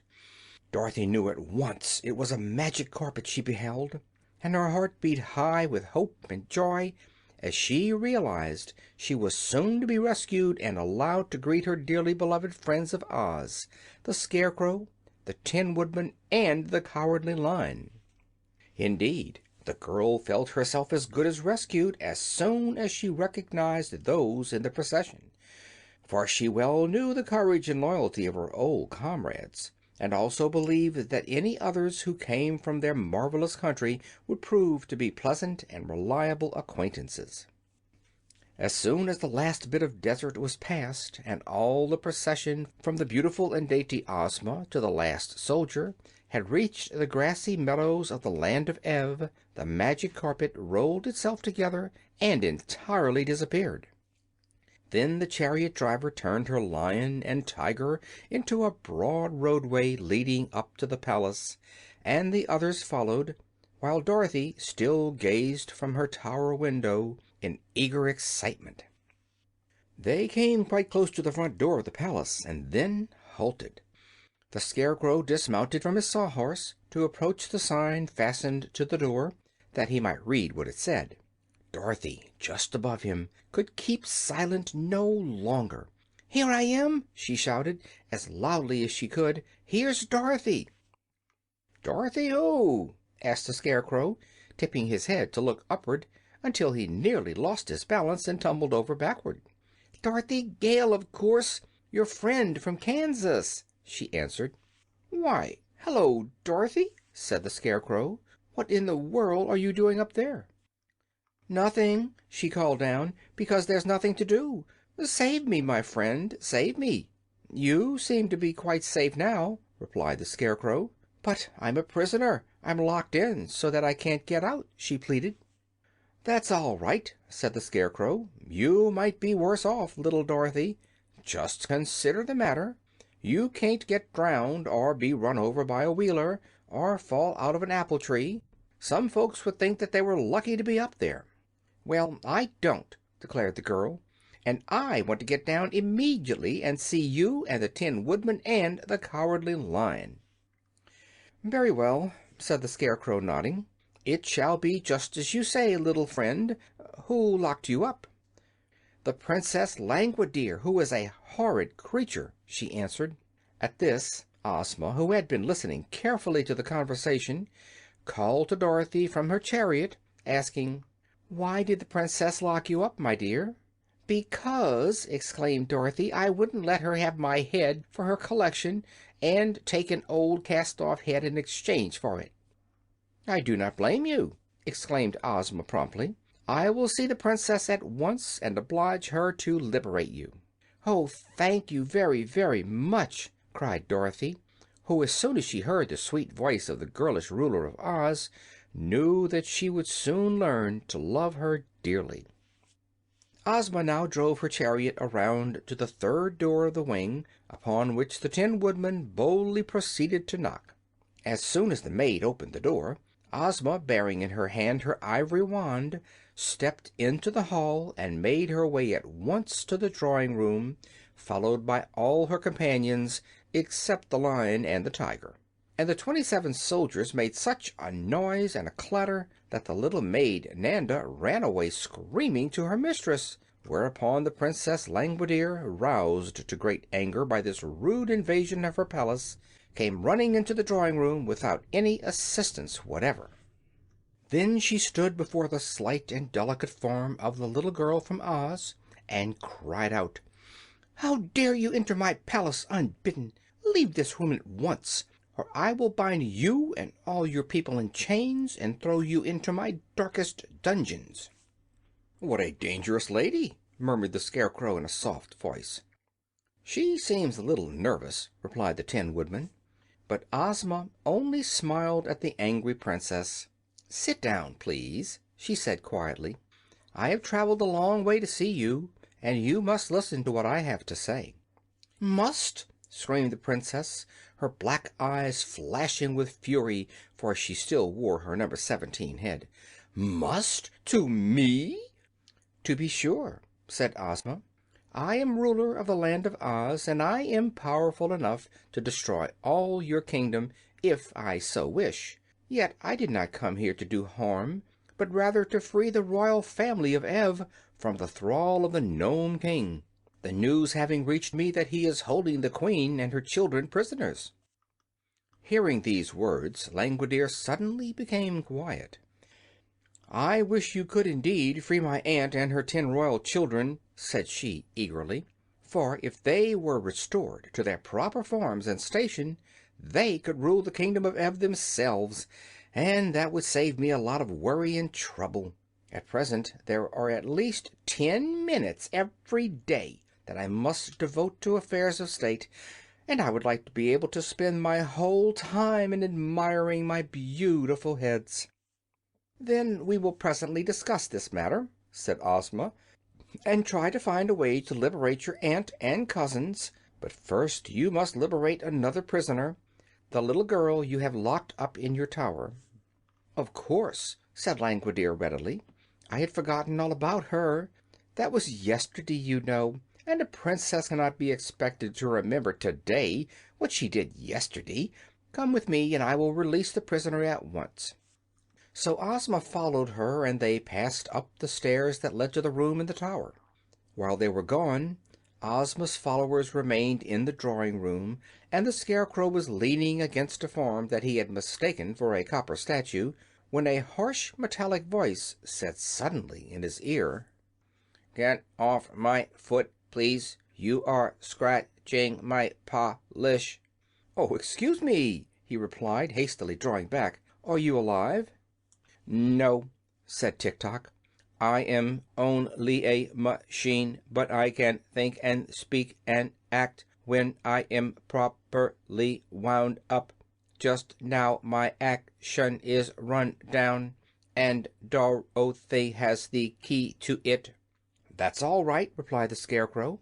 "Dorothy will soon be free, and then she'll attend to your works.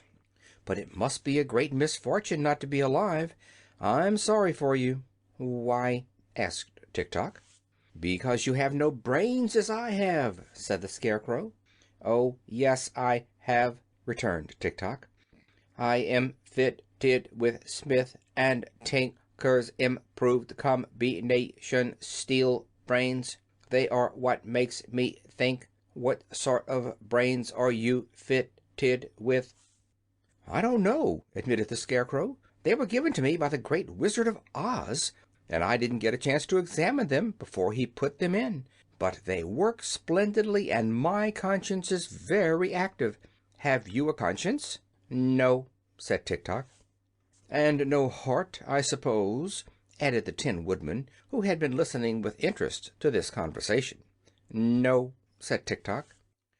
"Then," continued the Tin Woodman, I regret to say that you are greatly inferior to my friend the Scarecrow and to myself, for we are both alive and he has brains which do not need to be wound up, while I have an excellent heart that is continually beating in my bosom."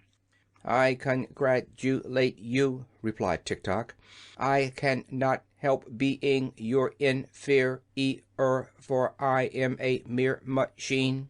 When I am wound up, I do my duty by going just as my machinery is made to go. You have no idea how full of machinery I am."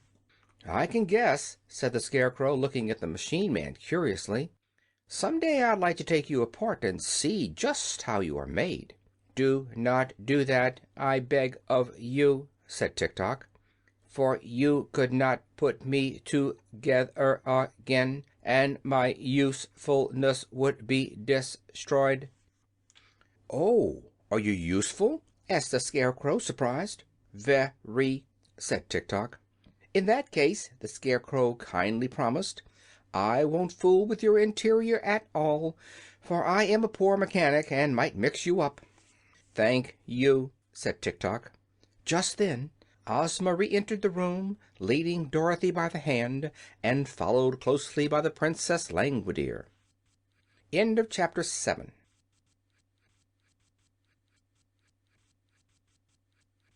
The Hungry Tiger. The first thing Dorothy did was to rush into the embrace of the Scarecrow, whose painted face beamed with delight as he pressed her form to his straw-padded bosom. Then the Tin Woodman embraced her very gently, for he knew his tin arms might hurt her if he squeezed too roughly.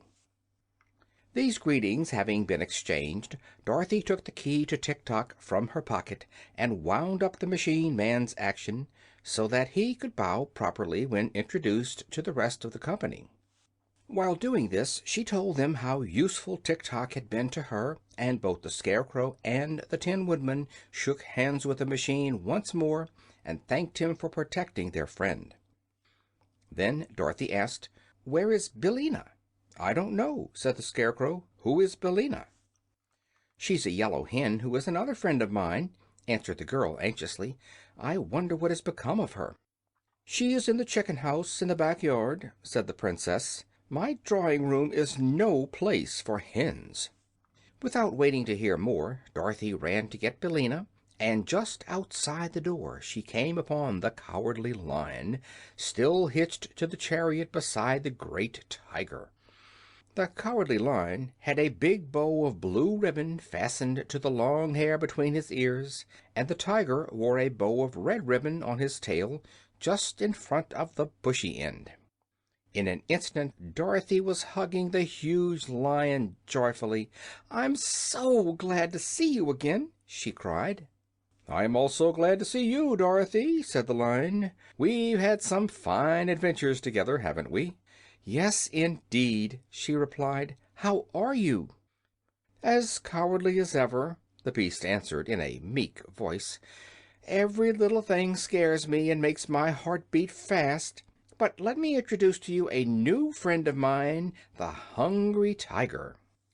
"Oh, are you hungry?" she asked, turning to the other beast, who was just then yawning so widely that he displayed 2 rows of terrible teeth and a mouth big enough to startle anyone. "Dreadfully hungry," answered the Tiger, snapping his jaws together with a fierce click. "Then why don't you eat something?" she asked. "It's no use," said the Tiger sadly. "I've tried that, but I always get hungry again." "Why, it is the same with me," said Dorothy. "Yet I keep on eating." "But you eat harmless things, so it doesn't matter," replied the Tiger. "For my part, I'm a savage beast, and have an appetite for all sorts of poor little living creatures, from a chipmunk to fat babies." "How dreadful!" said Dorothy. "Isn't it, though?" returned the Hungry Tiger, licking his lips with his long red tongue. "Fat babies! Don't they sound delicious? But I've never eaten any, because my conscience tells me it is wrong. If I had no conscience, I would probably eat the babies and then get hungry again, which would mean that I had sacrificed the poor babies for nothing. No, hungry I was born, and hungry I shall die, but I'll not have any cruel deeds on my conscience to be sorry for." "I think you are a very good tiger," said Dorothy, patting the huge head of the beast. "In that you are mistaken," was the reply.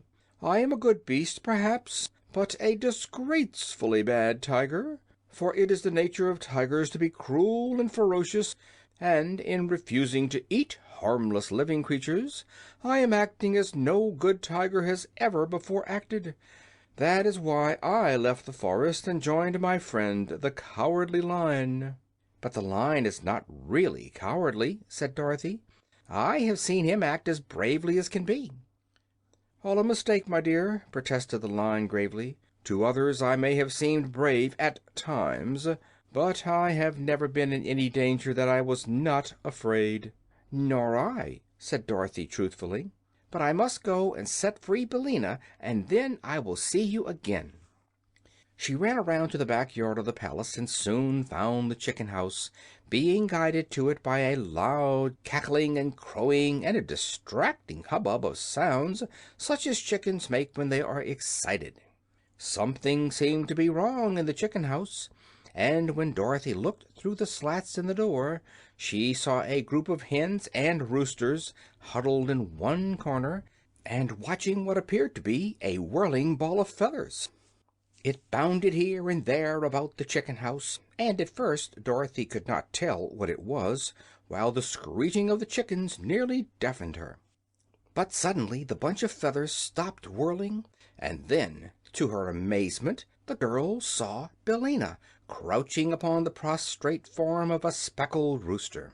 For an instant they both remained motionless, and then the yellow hen shook her wings to settle the feathers and walked toward the door with a strut of proud defiance and a cluck of victory, while the speckled rooster limped away to the group of other chickens, trailing his crumpled plumage in the dust as he went.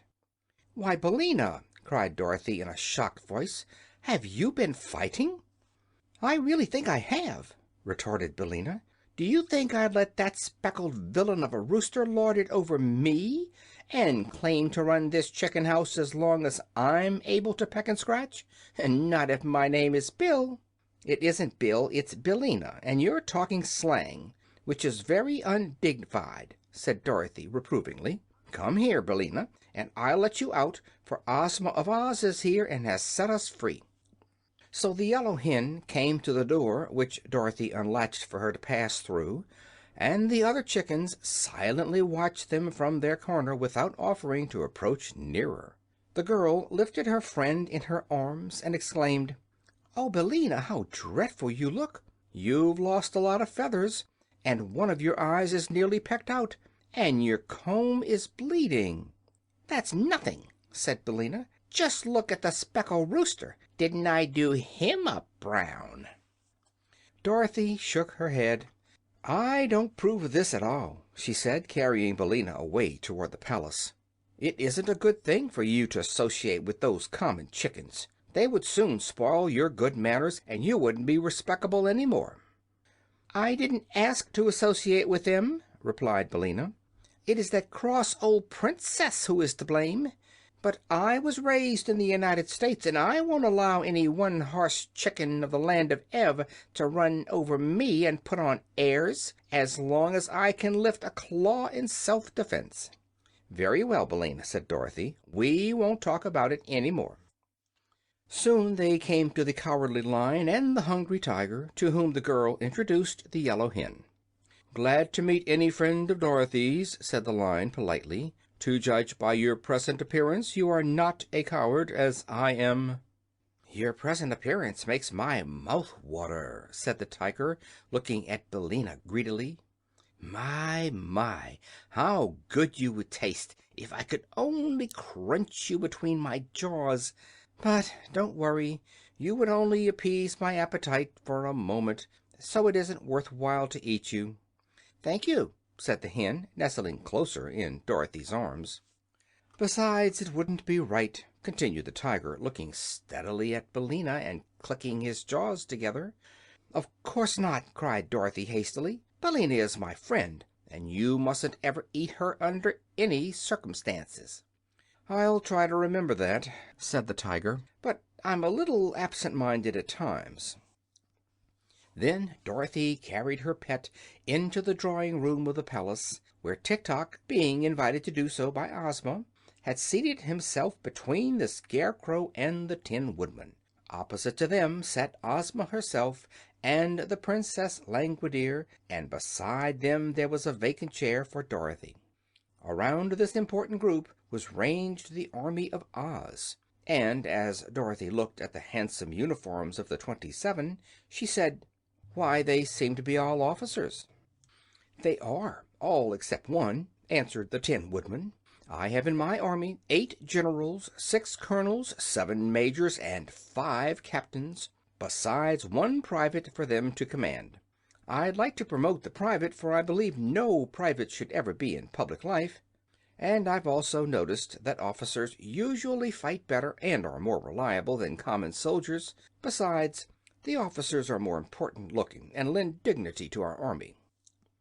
"No doubt you are right," said Dorothy, seating herself beside Ozma.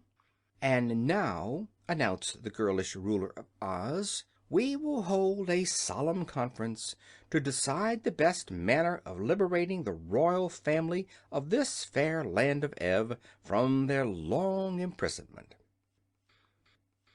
End of chapter 8.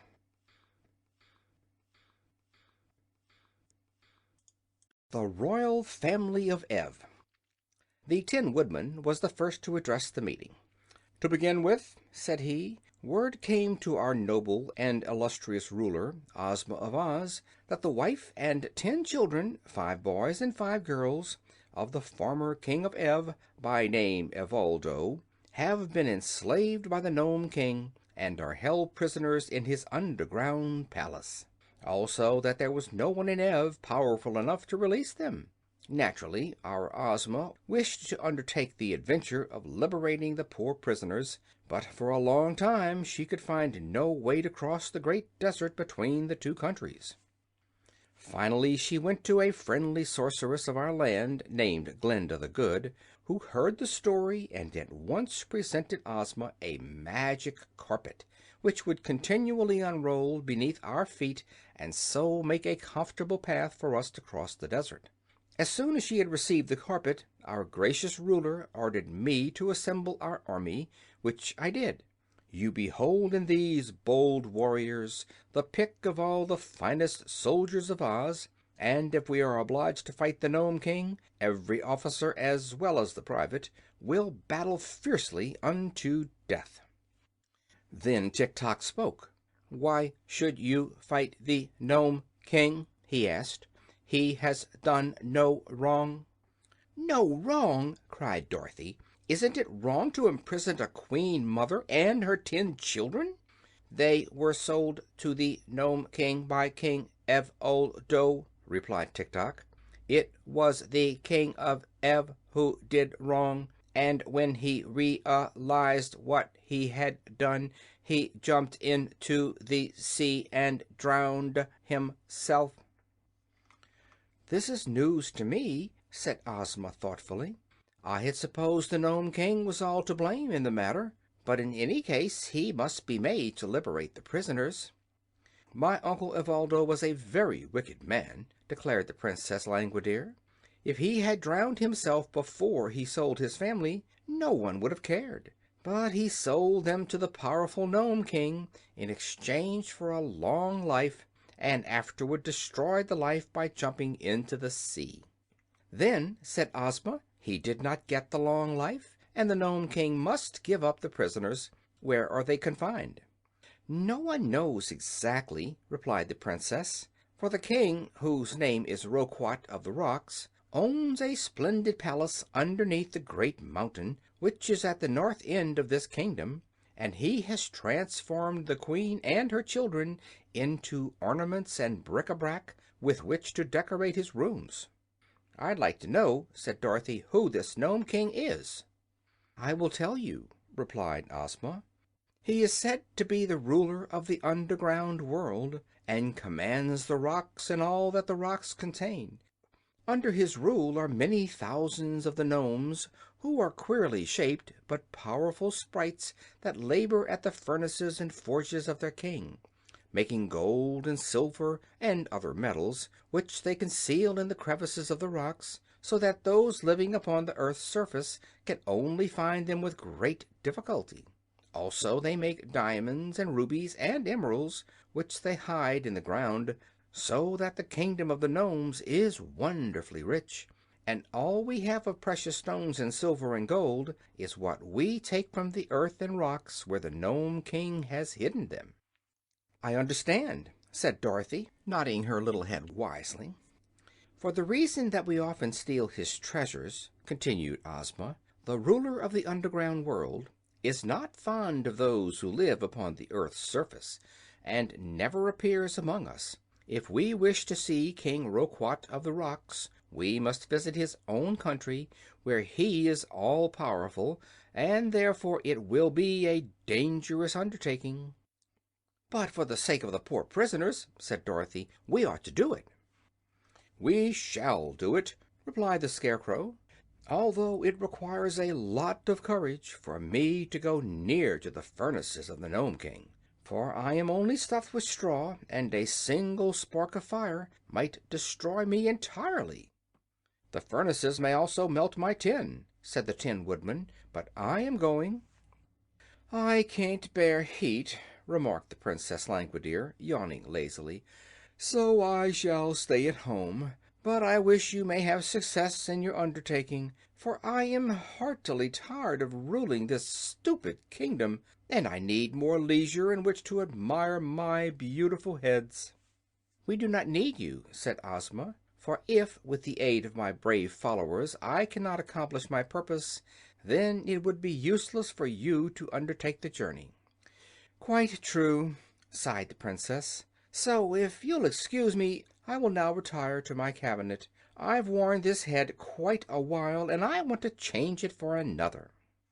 When she had left, and you may be sure no one was sorry to see her go, Ozma said to Tik-Tok, "Will you join our party?" "I am the slave of the girl Dorothy, who rescued me from prison," replied the machine. "Where she goes, I will go." "Oh, I am going with my friends, of course," said Dorothy quickly. "I wouldn't miss the fun for anything. Will you go, too, Billina?" "To be sure," said Billina in a careless tone. She was smoothing down the feathers of her back and not paying much attention. "Heat is just in her line," remarked the Scarecrow. "If she is nicely roasted, she will be better than ever." "Then," said Ozma, "we will arrange to start for the kingdom of the Nomes at daybreak tomorrow, and in the meantime we will rest and prepare ourselves for the journey." Although Princess Langwidere did not again appear to her guests, the palace servants waited upon the strangers from Oz and did everything in their power to make the party comfortable. There were many vacant rooms at their disposal, and the brave army of 27 was easily provided for and liberally feasted. The Cowardly Lion and the Hungry Tiger were unharnessed from the chariot and allowed to roam at will throughout the palace, where they nearly frightened the servants into fits, although they did no harm at all. At one time Dorothy found the little maid Nanda crouching in terror in a corner, with the Hungry Tiger standing before her. "You certainly look delicious," the beast was saying. "Will you kindly give me permission to eat you?" "No, no, no!" cried the maid in reply. "Then," said the tiger, yawning frightfully, "please to get me about 30 pounds of tenderloin steak, cooked rare, with a peck of boiled potatoes on the side, and 5 gallons of ice cream for dessert." I'll do the best I can," said Nanda, and she ran away as fast as she could go. "Are you so very hungry?" asked Dorothy in wonder. "You can hardly imagine the size of my appetite," replied the tiger sadly. "It seems to fill my whole body, from the end of my throat to the tip of my tail. I am very sure the appetite doesn't fit me and is too large for the size of my body. Some day when I meet a dentist with a pair of forceps, I'm going to have it pulled." "What, your tooth?" asked Dorothy. "No, my appetite," said the Hungry Tiger. The little girl spent most of the afternoon talking with the Scarecrow and the Tin Woodman, who related to her all that had taken place in the Land of Oz since Dorothy had left it. She was much interested in the story of Ozma, who had been, when a baby, stolen by a wicked old witch and transformed into a boy. She did not know that she had ever been a girl until she was restored to her natural form by a kind sorceress. Then it was found that she was the only child of the former ruler of Oz, and was entitled to rule in his place.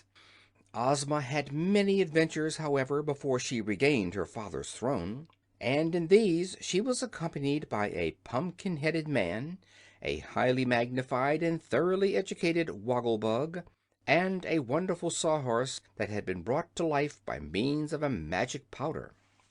The Scarecrow and the Tin Woodman had also assisted her, but the Cowardly Lion, who ruled the great forest as the King of Beasts, knew nothing of Ozma until after she became the reigning Princess of Oz.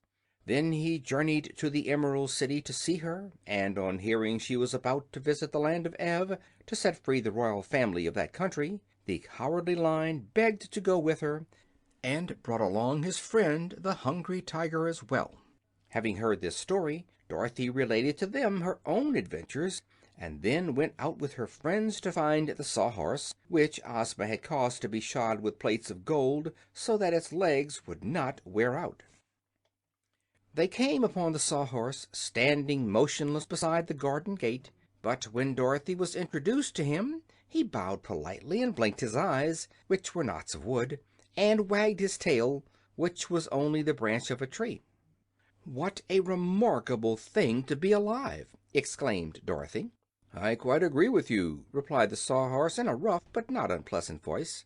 "A creature like me has no business to live, as we all know. But it was the magic powder that did it, so I cannot justly be blamed." "Of course not," said Dorothy. "And you seem to be of some use, 'cause I noticed the Scarecrow riding upon your back." "Oh, yes, I'm of some use," returned the Sawhorse, "and I never tire, never have to be fed or cared for in any way." "Are you intelligent?" asked the girl. "Not very," said the creature. "It would be foolish to waste intelligence on a common Sawhorse when so many professors need it. But I know enough to obey my masters, and to giddy up or whoa when I'm told to, so I'm pretty well satisfied." That night Dorothy slept in a pleasant little bedchamber next to that occupied by Ozma of Oz, and Billina perched upon the foot of the bed and tucked her head under her wing and slept as soundly in that position as did Dorothy upon her soft cushions. But before daybreak everyone was awake and stirring, and soon the adventurers were eating a hearty breakfast in the great dining room of the palace. Ozma sat at the head of a long table on a raised platform, with Dorothy on her right hand and the Scarecrow on her left. The Scarecrow did not eat, of course, but Ozma placed him near her so that she might ask his advice about the journey while she ate. Lower down the table were the 27 warriors of Oz, and at the end of the room the Lion and the Tiger were eating out of a kettle that had been placed upon the floor, while Billina fluttered around to pick up any scraps that might be scattered. It did not take long to finish the meal, and then the Lion and the Tiger were harnessed to the chariot, and the party was ready to start for the Nome King's palace. First rode Ozma, with Dorothy beside her in the golden chariot and holding Billina fast in her arms. Then came the Scarecrow on the Sawhorse, with the Tin Woodman and Tik-Tok marching side by side just behind him. After these tramped the army, looking brave and handsome in their splendid uniforms. The generals commanded the colonels, and the colonels commanded the majors, and the majors commanded the captains, and the captains commanded the private, who marched with an air of proud importance because it required so many officers to give him his orders. And so the magnificent procession left the palace and started along the road just as day was breaking, and by the time the sun came out they had made good progress toward the valley that led to the Nome King's domain. End of chapter 9.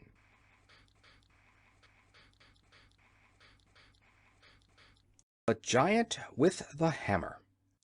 The road led for a time through a pretty farm country, and then past a picnic grove that was very inviting, but the procession continued to steadily advance until Billina cried in an abrupt and commanding manner, "Wait! Wait!" Ozma stopped her chariot so suddenly that the Scarecrow's Sawhorse nearly ran into it, and the ranks of the army tumbled over one another before they could come to a halt.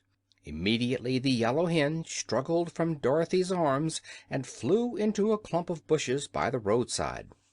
"What's the matter?" called the Tin Woodman anxiously. "Why, Billina wants to lay her egg, that's all," said Dorothy.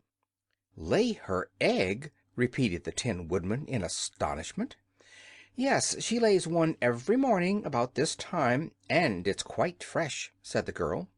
"But does your foolish old hen suppose that this entire cavalcade, which is bound on an important adventure, is going to stand still while she lays an egg?" inquired the Tin Woodman earnestly.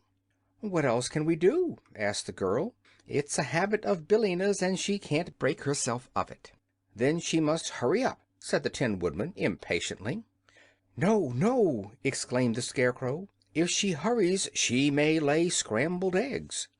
"That's nonsense," said Dorothy. "But Billina won't be long, I'm sure."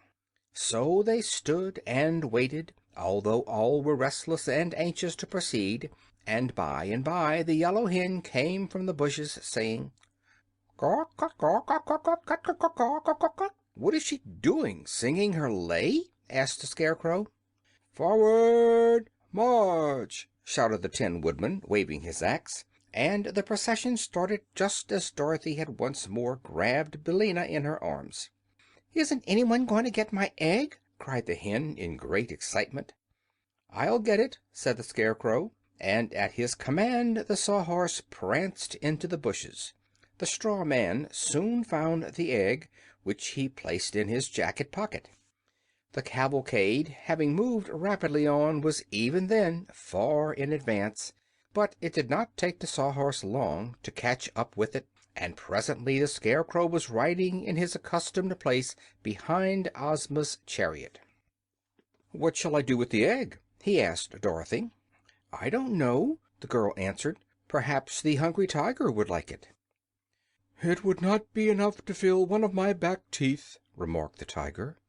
"A bushel of them, hard boiled, might take a little of the edge off my appetite. But one egg isn't good for anything at all that I know of." "No, it wouldn't even make a sponge cake," said the Scarecrow thoughtfully. "The Tin Woodman might carry it with his axe and hatch it, but after all I may as well keep it myself for a souvenir." So he left it in his pocket. They had now reached that part of the valley that lay between the two high mountains which Dorothy had seen from her tower window. At the far end was the third great mountain, which blocked the valley and was the northern edge of the land of Ev. It was underneath this mountain that the Nome King's palace was said to be, but it would be some time before they reached that place. The path was becoming rocky and difficult for the wheels of the chariot to pass over, and presently a deep gulf appeared at their feet, which was too wide for them to leap. So Ozma took a small square of green cloth from her pocket and threw it upon the ground. At once it became the magic carpet, and unrolled itself far enough for all the cavalcade to walk upon. The chariot now advanced, and the green carpet unrolled before it, crossing the gulf on a level with its banks, so that all passed over in safety. "That's easy enough," said the Scarecrow. "I wonder what will happen next." He was not long in making the discovery, for the sides of the mountain came closer together until finally there was but a narrow path between them, along which Ozma and her party were forced to pass in single file. They now heard a low and deep thump, thump, thump, which echoed throughout the valley and seemed to grow louder as they advanced. Then, turning a corner of rock, they saw before them a huge form which towered above the path for more than 100 feet. The form was that of a gigantic man built out of plates of cast iron, and it stood with one foot on either side of the narrow road, and swung over its right shoulder an immense iron mallet, with which it constantly pounded the earth. These resounding blows explained the thumping sounds they had heard, for the mallet was much bigger than a barrel, and where it struck the path between the rocky sides of the mountain, it filled all the space through which our travelers would be obliged to pass.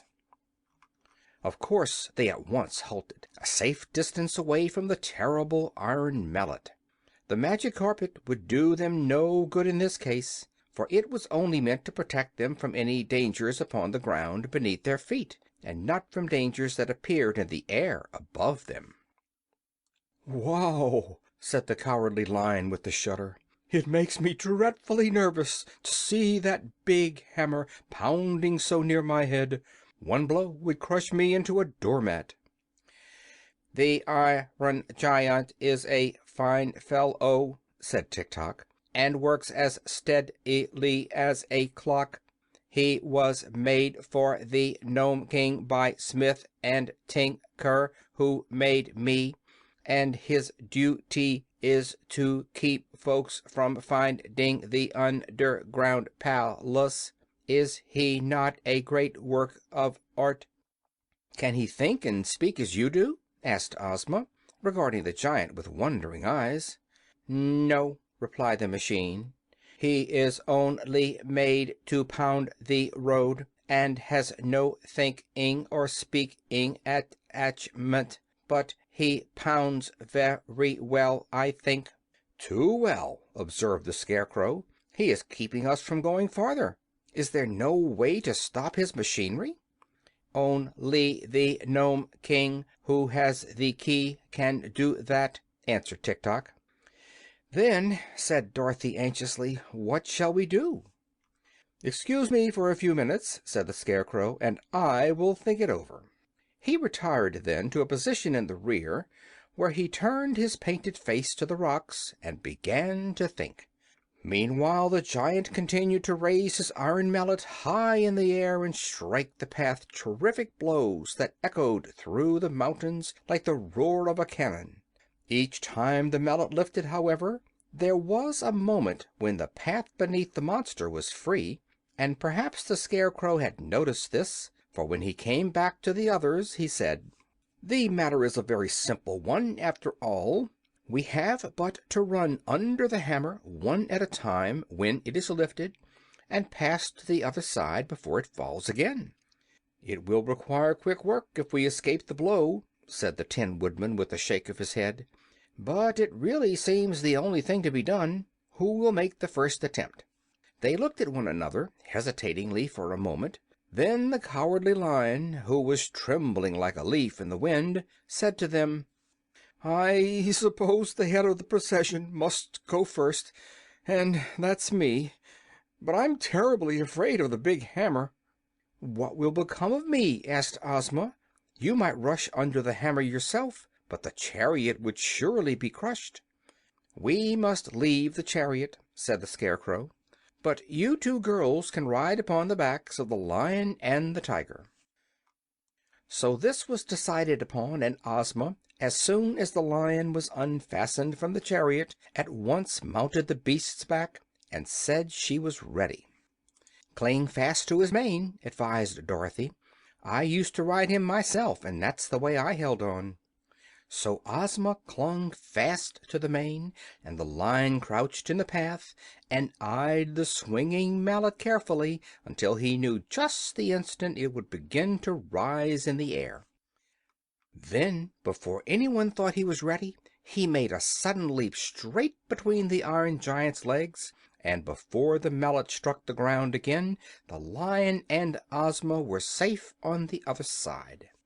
The Tiger went next.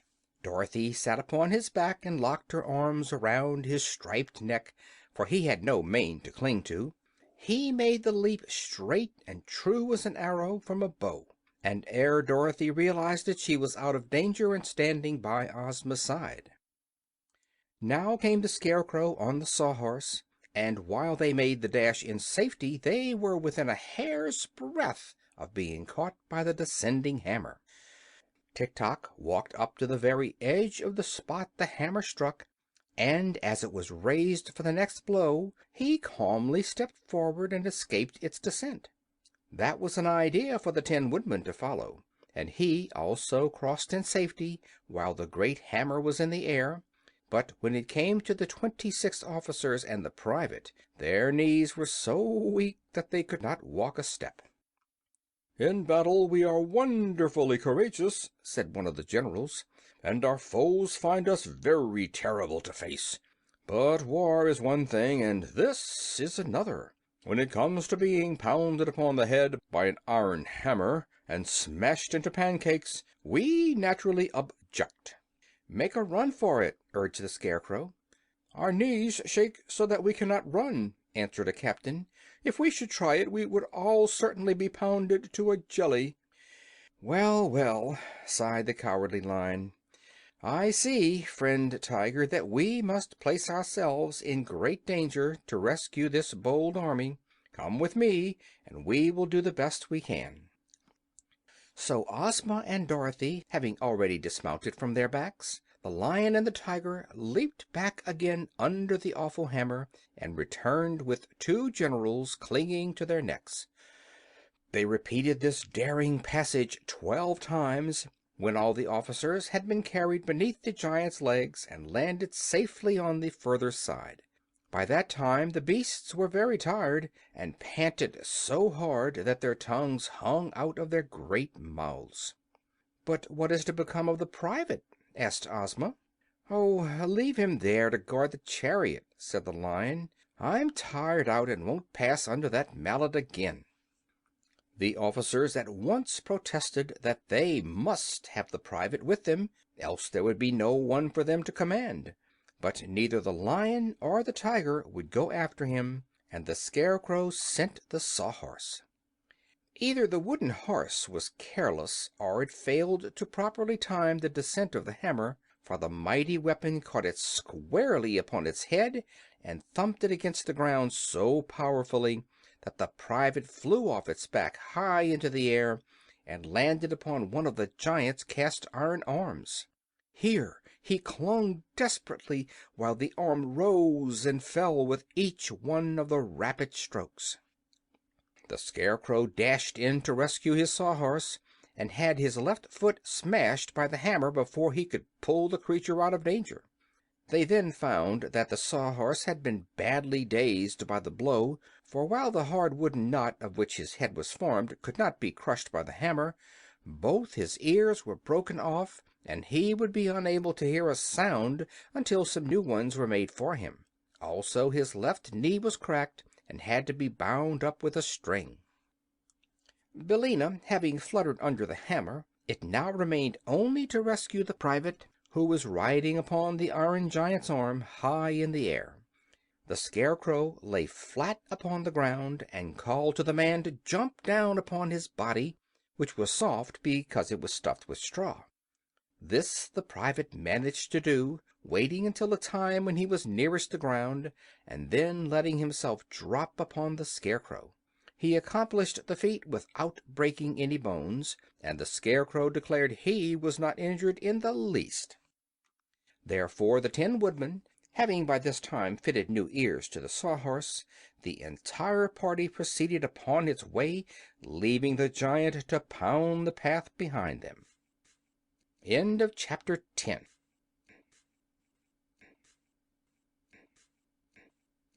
Gnome King. By and by, when they drew near to the mountain that blocked their path, which was the furthermost edge of the kingdom of Ev, the way grew dark and gloomy for the reason that the high peaks on either side shut out the sunshine. and it was very silent, too, as there were no birds to sing or squirrels to chatter, the trees being left far behind them and only the bare rocks remaining.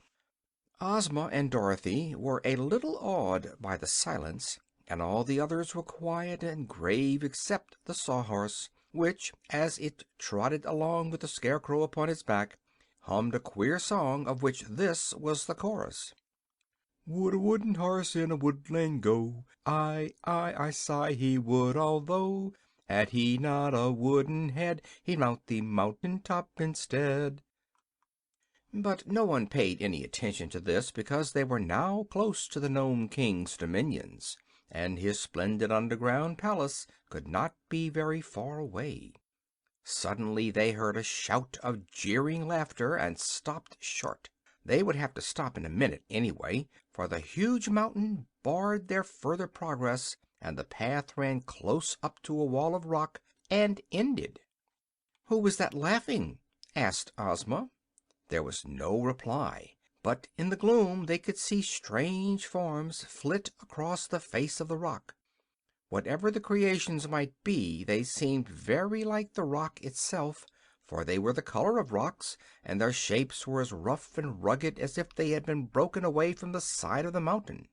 They kept close to the steep cliff facing our friends, and glided up and down, and this way and that, with a lack of regularity that was quite confusing, and they seemed not to need places to rest their feet, but clung to the surface of the rock as a fly does to a window pane, and were never still for a moment. "Do not mind them," said Tik-Tok, as Dorothy shrank back. "They are only the Nomes." "And what are Nomes?" asked the girl, half frightened. "They are rock fairies and serve the Nome King," replied the machine. "But they will do us no harm. You must call for the King, because without him you can never find the entrance to the palace." "You call," said Dorothy to Ozma.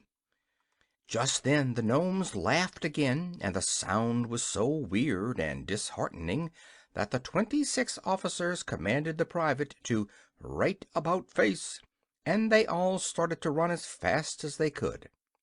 The Tin Woodman at once pursued his army and cried "Halt!" and when they had stopped their flight he asked, "Where are you going?" "I find I've forgotten the brush for my whiskers," said a general, trembling with fear. So we are going back after it."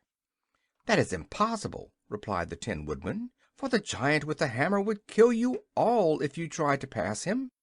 "Oh, I'd forgotten the giant," said the general, turning pale. "You seem to forget a good many things," remarked the Tin Woodman. "I hope you won't forget that you are brave men." "Never!" cried the general, slapping his gold-embroidered chest. "Never!" cried all the other officers, indignantly slapping their chests.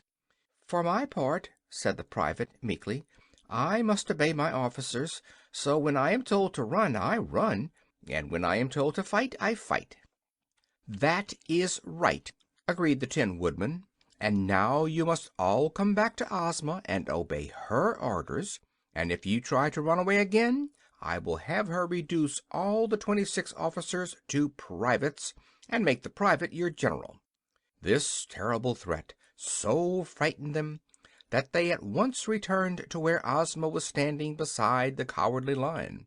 Then Ozma cried out in a loud voice, "I demand that the Nome King appear to us." There was no reply, except that the shifting nomes upon the mountain laughed in derision. "You must not command the Nome King," said Tik-Tok, "for you do not rule him as you do your own people." So Ozma called again, saying, "I request the Nome King to appear to us." Only the mocking laughter replied to her, and the shadowy nomes continued to flit here and there upon the rocky cliff. "Try entreaty," said Tik-Tok to Ozma. "If he will not come at your request, then the Nome King may listen to your pleading." Ozma looked around her proudly. "Do you wish your ruler to plead with this wicked Nome King?" she asked. "Shall Ozma of Oz humble herself to a creature who lives in an underground kingdom?" "No!" they all shouted, with big voices, and the Scarecrow added, "If he will not come, we will dig him out of his hole like a fox, and conquer his stubbornness. But our sweet little ruler must always maintain her dignity, just as I maintain mine." "I'm not afraid to plead with him," said Dorothy. "I'm only a little girl from Kansas, and we've got more dignity at home than we know what to do with. I'll call the Nome King." "Do," said the Hungry Tiger, "and if he makes hash of you I'll willingly eat you for breakfast tomorrow morning." So Dorothy stepped forward and said, "Please, Mr. Nome King, come here and see us." The Nomes started to laugh again, but a low growl came from the mountain, and in a flash they had all vanished from sight and were silent. Then a door in the rock opened, and a voice cried, "Enter!" "Isn't it a trick?" asked the Tin Woodman. "Never mind," replied Ozma. "We came here to rescue the poor Queen of Ev and her 10 children, and we must run some risks to do it." "The Nome King is honest and good-natured," said Tik-Tok. "You can trust him to do what is right." So Ozma led the way, hand in hand with Dorothy, and they passed through the arched doorway of rock and entered a long passage which was lighted by jewels set in the walls and having lamps behind them. There was no one to escort them or to show them the way, but all the party pressed through the passage until they came to a round, domed cavern that was grandly furnished. In the center of this room was a throne carved out of a solid boulder of rock, rude and rugged in shape, but glittering with great rubies and diamonds and emeralds on every part of its surface. And upon the throne sat the Nome King. This important monarch of the underground world was a little fat man clothed in gray-brown garments that were the exact color of the rock throne in which he was seated. His bushy hair and flowing beard were also colored like the rocks, and so was his face. He wore no crown of any sort, and his only ornament was a broad, jewel-studded belt that circled his fat little body. As for his features, they seemed kindly and good-natured, and his eyes were turned merrily upon his visitors as Ozma and Dorothy stood before him, with their followers ranged in close order behind them. "Why, he looks just like Santa Claus, only he isn't the same color," whispered Dorothy to her friend; but the Nome King heard the speech, and it made him laugh aloud. "He had a red face and a round little belly that shook when he laughed like a bowl full of jelly," quoth the monarch, in a pleasant voice, and they could all see that he really did shake like jelly when he laughed. Both Ozma and Dorothy were much relieved to find the Nome King so jolly, and a minute later he waved his right hand and the girls each found a cushioned stool at her side. "Sit down, my dears," said the King, "and tell me why you have come all this way to see me, and what can I do to make you happy?" When they seated themselves the Nome King picked up a pipe, and taking a glowing red coal out of his pocket, he placed it in the bowl of the pipe and began puffing out clouds of smoke that curled in rings above his head.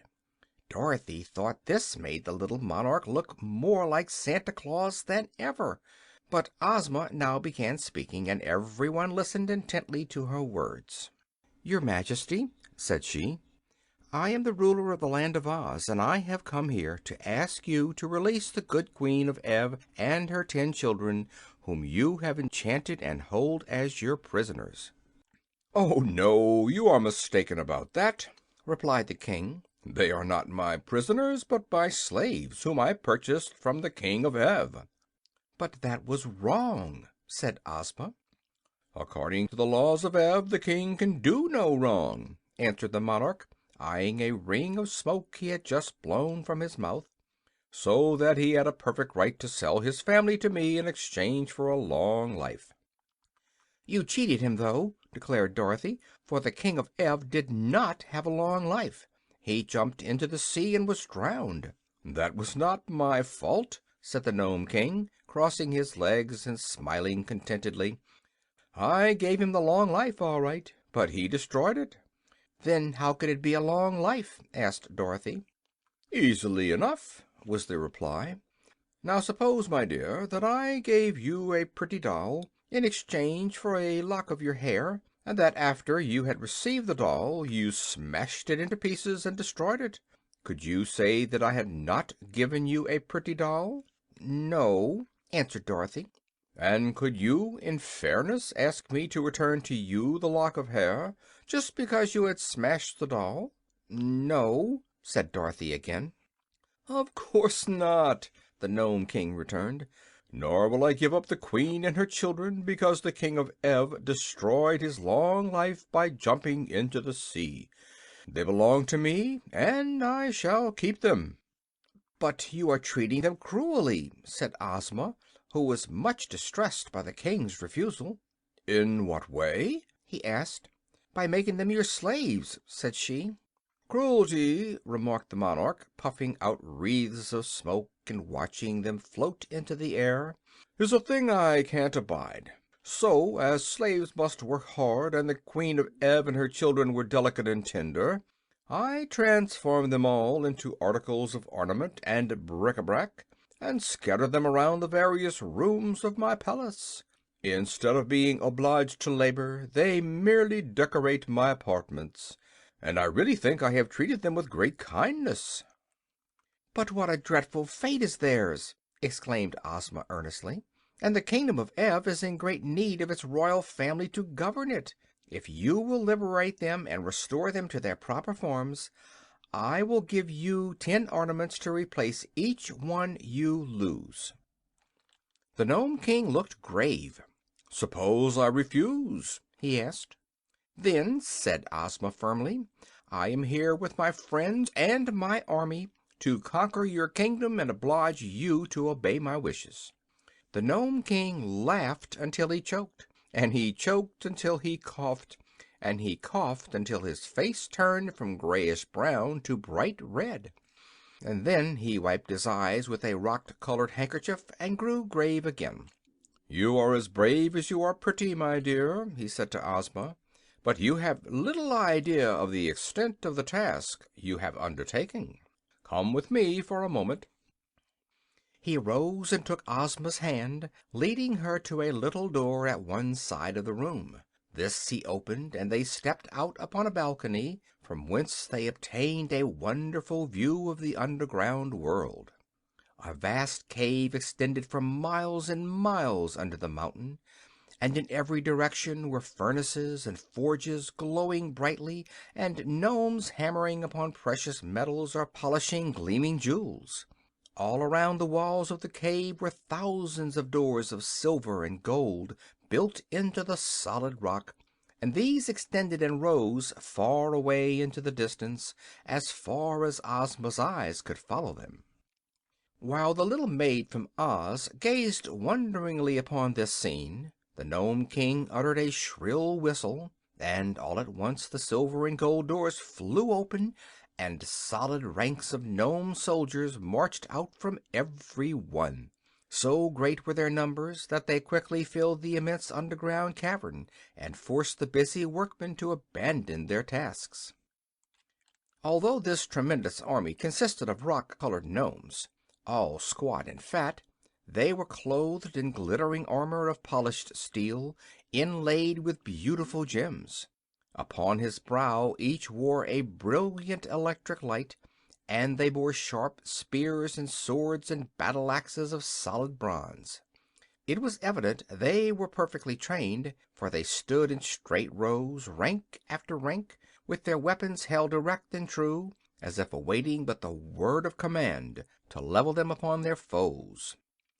"This," said the Nome King, "is but a small part of my army. No ruler upon earth has ever dared to fight me, and no ruler ever will, for I am too powerful to oppose."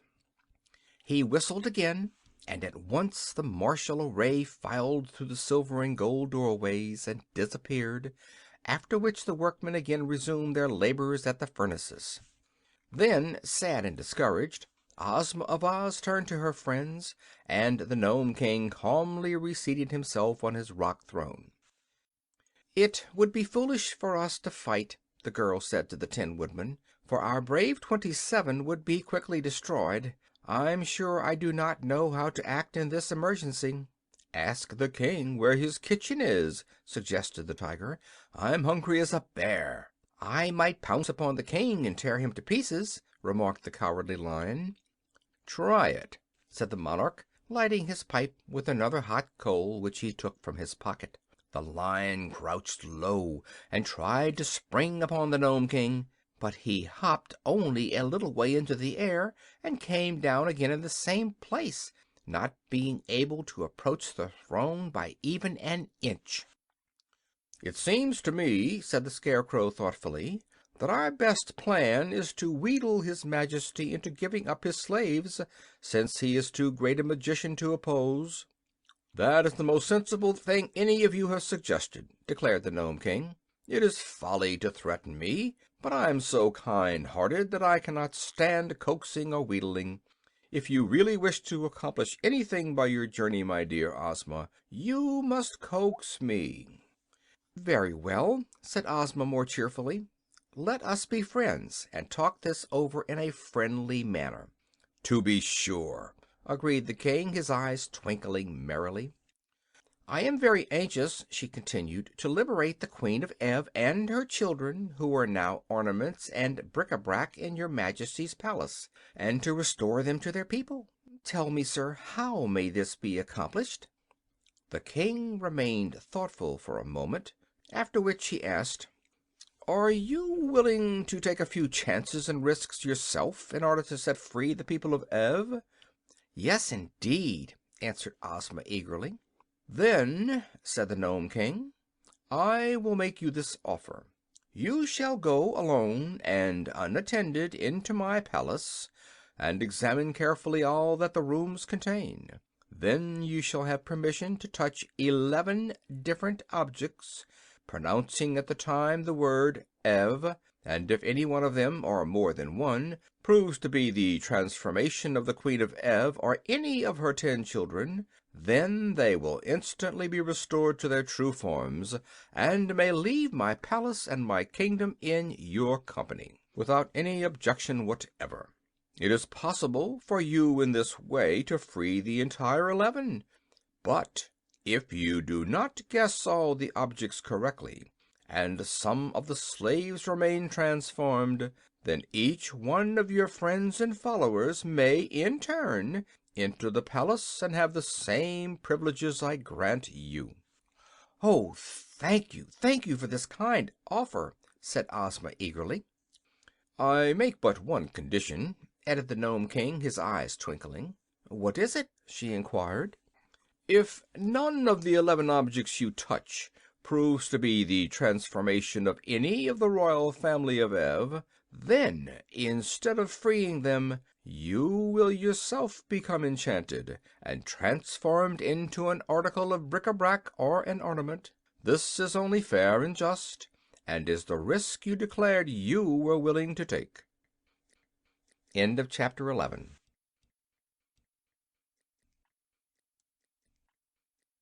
The 11 Guesses. Hearing this condition imposed by the Nome King, Ozma became silent and thoughtful, and all her friends looked at her uneasily. "Don't do it!" exclaimed Dorothy. "If you guess wrong, you will be enslaved yourself." "But I shall have 11 guesses," answered Ozma. "Surely I ought to guess one object in 11 correctly. And if I do, I shall rescue one of the royal family and be safe myself. Then the rest of you may attempt it, and soon we shall free all those who are enslaved." "What if we fail?" inquired the Scarecrow. "I'd look nice as a piece of bric-a-brac, wouldn't I?" "We must not fail," cried Ozma courageously. "Having come all this distance to free these poor people, it would be weak and cowardly in us to abandon the adventure. Therefore I will accept the Nome King's offer and go at once into the royal palace." "Come along, then, my dear," said the king, climbing down from his throne with some difficulty because he was so fat. "I'll show you the way." He approached a wall of the cave and waved his hand. Instantly an opening appeared, through which Ozma, after a smiling farewell to her friends, boldly passed. She found herself in a splendid hall that was more beautiful and grand than anything she had ever beheld. The ceilings were composed of great arches that rose far above her head, and the walls and floors were of polished marble, exquisitely tinted in many colors. Thick velvet carpets were on the floor, and heavy silken draperies covered the arches leading to the various rooms of the palace. The furniture was made of rare old woods, richly carved and covered with delicate satins, and the entire palace was lighted by a mysterious rosy glow that seemed to come from no particular place, but flooded each apartment with its soft and pleasing radiance. Ozma passed from one room to another, greatly delighted by all she saw. The lovely palace had no other occupant, for the Nome King had left her at the entrance, which closed behind her, and in all the magnificent rooms there appeared to be no other person. Upon the mantels and on many shelves and brackets and tables were clustered ornaments of every description, seemingly made out of all sorts of metals, glass, china, stones, and marbles. There were vases and figures of men and animals, and graven platters and bowls, and mosaics of precious gems, and many other things. Pictures, too, were on the walls, and the underground palace was quite a museum of rare and curious and costly objects. After her first hasty examination of the rooms, Ozma began to wonder which of all the numerous ornaments they contained were the transformations of the royal family of Ev. There was nothing to guide her, for everything seemed without a spark of life.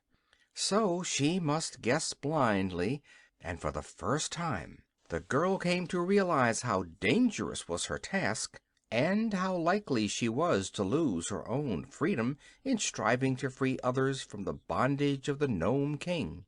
No wonder the cunning monarch laughed good-naturedly with his visitors when he knew how easily they might be entrapped. But Ozma, having undertaken the venture, would not abandon it. She looked at a silver candelabra that had 10 branches and thought, "This may be the Queen of Ev and her 10 children." So she touched it and uttered aloud the word Ev, as the Nome King had instructed her to do when she guessed. But the candelabra remained as it was before. Then she wandered into another room and touched a china lamp, thinking it might be one of the children she sought. But again she was unsuccessful. 3 guesses, 4 guesses, 5, 6, 7, 8, 9, and 10 she made, and still not one of them was right. The girl shivered a little and grew pale even under the rosy light, for now but one guess remained, and her own fate depended upon the result. She resolved not to be hasty, and strolled through all the rooms once more, gazing earnestly upon the various ornaments and trying to decide which she would touch.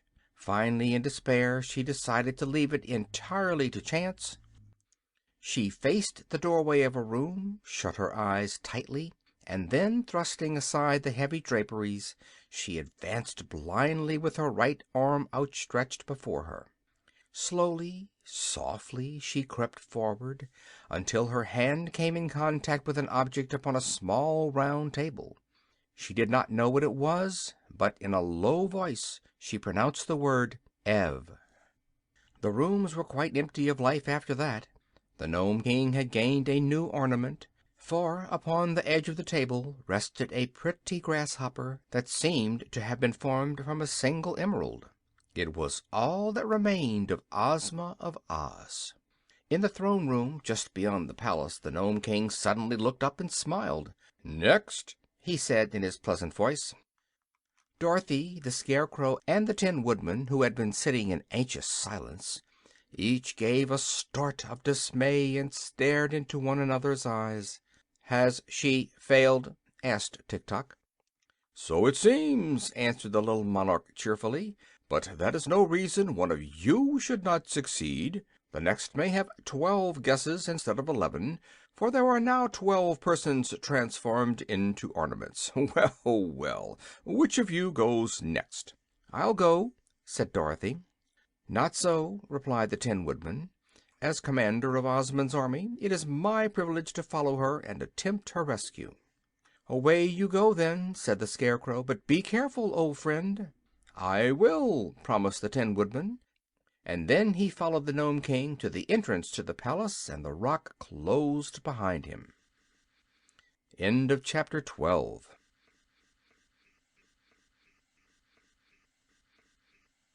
The Nome King laughs. In a moment the king returned to his throne and relighted his pipe, and the rest of the little band of adventurers settled themselves for another long wait. They were greatly disheartened by the failure of their girl ruler, and the knowledge that she was now an ornament in the Nome King's palace, a dreadful, creepy place in spite of all its magnificence. Without their little leader they did not know what to do next, and each one, down to the trembling private of the army, began to fear he would soon be more ornamental than useful. Suddenly the Nome King began laughing. "Ho, ho, ho! Hee, hee, hee! Ho, ho, ho!" "What's happened?" asked the Scarecrow. "Why, your friend the Tin Woodman has become the funniest thing you can imagine," replied the king, wiping the tears of merriment from his eyes. "No one would ever believe he could make such an amusing ornament. Next." They gazed at each other with sinking hearts. One of the generals began to weep dolefully. "What are you crying for?" asked the Scarecrow, indignant at such a display of weakness. "He owed me 6 weeks' back pay," said the general, "and I hate to lose him." "Then you shall go and find him," declared the Scarecrow. "Me?" cried the general, greatly alarmed. "Certainly. "It is your duty to follow your commander. March!" "I won't," said the general. "I'd like to, of course, but I just simply won't." The Scarecrow looked inquiringly at the Nome King. "Never mind," said the jolly monarch. "If he doesn't care to enter the palace and make his guesses, I'll throw him into one of my fiery furnaces." "I'll go. Of course I'm going!" yelled the general, as quick as scat. "Where's the entrance? Where is it? Let me go at once." So the Nome King escorted him into the palace, and again returned to await the result.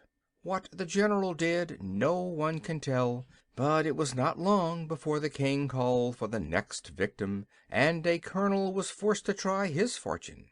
Thus, one after another, all of the 26 officers filed into the palace and made their guesses, and became ornaments. Meanwhile the king ordered refreshments to be served to those waiting, and at his command a rudely shaped gnome entered, bearing a tray. This gnome was not unlike the others that Dorothy had seen, but he wore a heavy gold chain around his neck to show that he was the chief steward of the Nome King, and he assumed an air of much importance and even told his Majesty not to eat too much cake late at night or he would be ill.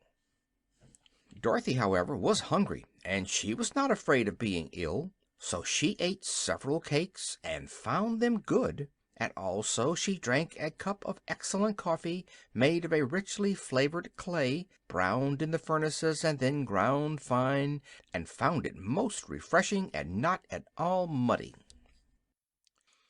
Of all the party which had started upon this adventure, the little Kansas girl was now left alone with the Scarecrow, Tik-Tok, and the private for counselors and companions. Of course the Cowardly Lion and the Hungry Tiger were still there, but they, having also eaten some of the cakes, had gone to sleep at one side of the cave, while upon the other side stood the Sawhorse, motionless and silent, as became a mere thing of wood. Billina had quietly walked around and picked up the crumbs of cake which had been scattered, and now, as it was long after bedtime, she tried to find some dark place in which to go to sleep. Presently the hen espied a hollow underneath the king's rocky throne, and crept into it unnoticed. She could still hear the chattering of those around her, but it was almost dark underneath the throne, so that soon she had fallen fast asleep. "Next!" called the king, and the private, whose turn it was to enter the fatal palace, shook hands with Dorothy and the Scarecrow, and bade them a sorrowful good-bye, and passed through the rocky portal. They waited a long time, for the private was in no hurry to become an ornament, and made his guesses very slowly. The Nome King, who seemed to know by some magical power all that took place in his beautiful rooms of his palace, grew impatient finally, and declared he would sit up no longer. "I love ornaments," said he, "but I can wait until tomorrow to get more of them. So as soon as that stupid private is transformed, we will all go to bed and leave the job to be finished in the morning." "Is it so very late?" asked Dorothy. "Why, it is after midnight," said the king, "and that strikes me as being late enough. There is neither night nor day in my kingdom, because it is under the earth's surface, where the sun does not shine. But we have to sleep just the same as the upstairs people do, and for my part I'm going to bed in a few minutes." Indeed, it was not long after this that the private made his last guess. Of course he guessed wrongly, and of course he at once became an ornament. So the king was greatly pleased, and clapped his hands to summon his chief steward. "Show these guests to some of the sleeping apartments," he commanded. "And be quick about it, too, for I'm dreadfully sleepy myself." "You've no business to sit up so late," replied the steward gruffly. "You'll be as cross as a griffin tomorrow morning." His Majesty made no answer to this remark, and the chief steward led Dorothy through another doorway into a long hall, from which several plain but comfortable sleeping rooms opened. The little girl was given the first room, and the Scarecrow and Tik-Tok the next, although they never slept, and the Lion and the Tiger the third. The Sawhorse hobbled after the steward into a fourth room, to stand stiffly in the center of it until morning. Each night was rather a bore to the Scarecrow, Tik-Tok, and the Sawhorse, but they had learned from experience to pass the time patiently and quietly, since all their friends who were made of flesh had to sleep, and did not like to be disturbed. When the chief steward had left them alone, the Scarecrow remarked sadly, "I am in great sorrow over the loss of my old comrade, the Tin Woodman. We have had many dangerous adventures together, and escaped them all, and now it grieves me to know he has become an ornament and is lost to me forever." "He was always an ornament to society," said Tik-Tok. "True, but now the Nome King laughs at him, and calls him the funniest ornament in all the palace. It will hurt my poor friend's pride to be laughed at," continued the Scarecrow sadly. Just then Dorothy ran into their room in a state of great anxiety, crying, "Where's Billina? Have you seen Billina? Is she here?" "No," answered the Scarecrow. "Then what has become of her?" asked the girl. "Why, I thought she was with you," said the Scarecrow. "Yet I do not remember seeing the yellow hen since she picked up the crumbs of cake." "We must have left her in the room where the king's throne is," decided Dorothy, and at once she turned and ran down the hall to the door through which they had entered. But it was fast closed and locked on the other side, and the heavy slab of rock proved to be so thick that no sound could pass through it. So Dorothy was forced to return to her chamber. The Cowardly Lion stuck his head into her room to try to console the girl for the loss of her feathered friend. "The yellow hen is well able to take care of herself," said he, "so don't worry about her, but try to get all the sleep you can. It has been a long and weary day, and you need rest." "I'll probably get lots of rest tomorrow, when I become an ornament," said Dorothy sleepily. But she lay down upon her couch nevertheless, and in spite of all her worries was soon in the land of dreams. End of chapter 13.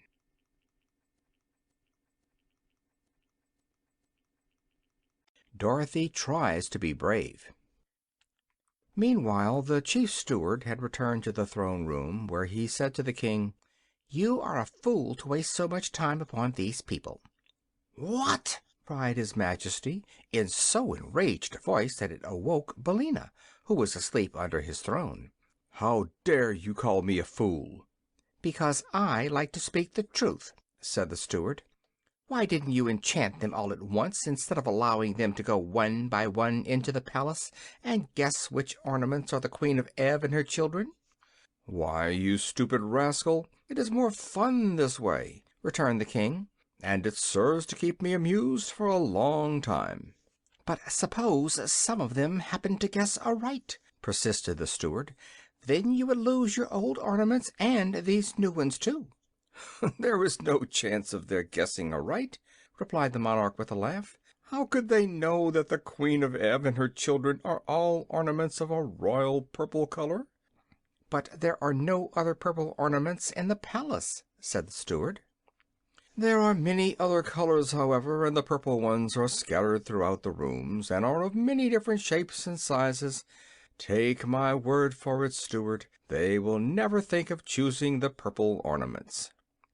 Billina, squatting under the throne, had listened carefully to all this talk, and now chuckled softly to herself as she heard the king disclose his secret.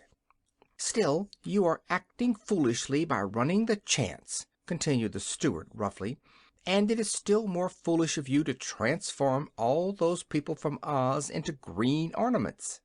"I did that because they came from the Emerald City," replied the king, "and I had no green ornaments in my collection until now. I think they look quite pretty mixed with the others, don't you?" The steward gave an angry grunt. "Have your own way, since you are the king," he growled. "But if you come to grief through your carelessness, remember that I told you so. If I wore the magic belt that enables you to work all your transformations and gives you so much other power, I am sure I would make a much wiser and better king than you are." "Oh, cease your tiresome chatter," commanded the king, getting angry again. "Because you are my chief steward, you have an idea you can scold me as much as you please. But the very next time you become impudent, I will send you to work in the furnaces and get another gnome to fill your place. Now follow me to my chamber, for I am going to bed, and see that I am wakened early tomorrow morning. I want to enjoy the fun of transforming the rest of these people into ornaments." "What color will you make the Kansas girl?" asked the steward. "Gray, I think," said his majesty. "And the Scarecrow and the Machine Man?" "Oh, they shall be solid gold, because they are so ugly in real life." Then the voices died away, and Billina knew that the king and his steward had left the room. She fixed up some of her tail feathers that were not straight, and then tucked her head under her wing again and went to sleep. In the morning Dorothy and the Lion and Tiger were given their breakfast in their rooms, and afterward joined the king in his throne room. The Tiger complained bitterly that he was half starved, and begged to go into the palace and become an ornament, so that he would no longer suffer the pangs of hunger. "Haven't you had your breakfast?" asked the Nome King. "Oh, I had just a bite," replied the beast. "But what good is a bite to a hungry tiger?" "He ate 17 bowls of porridge, a platter full of fried sausages, 11 loaves of bread, and 21 mince pies," said the steward. "What more do you want?" demanded the king. "A fat baby. I want a fat baby," said the hungry tiger. "A nice, plump, juicy, tender, fat baby. But, of course, if I had one, my conscience would not allow me to eat it. So I'll have to be an ornament and forget my hunger." "Impossible!" exclaimed the king.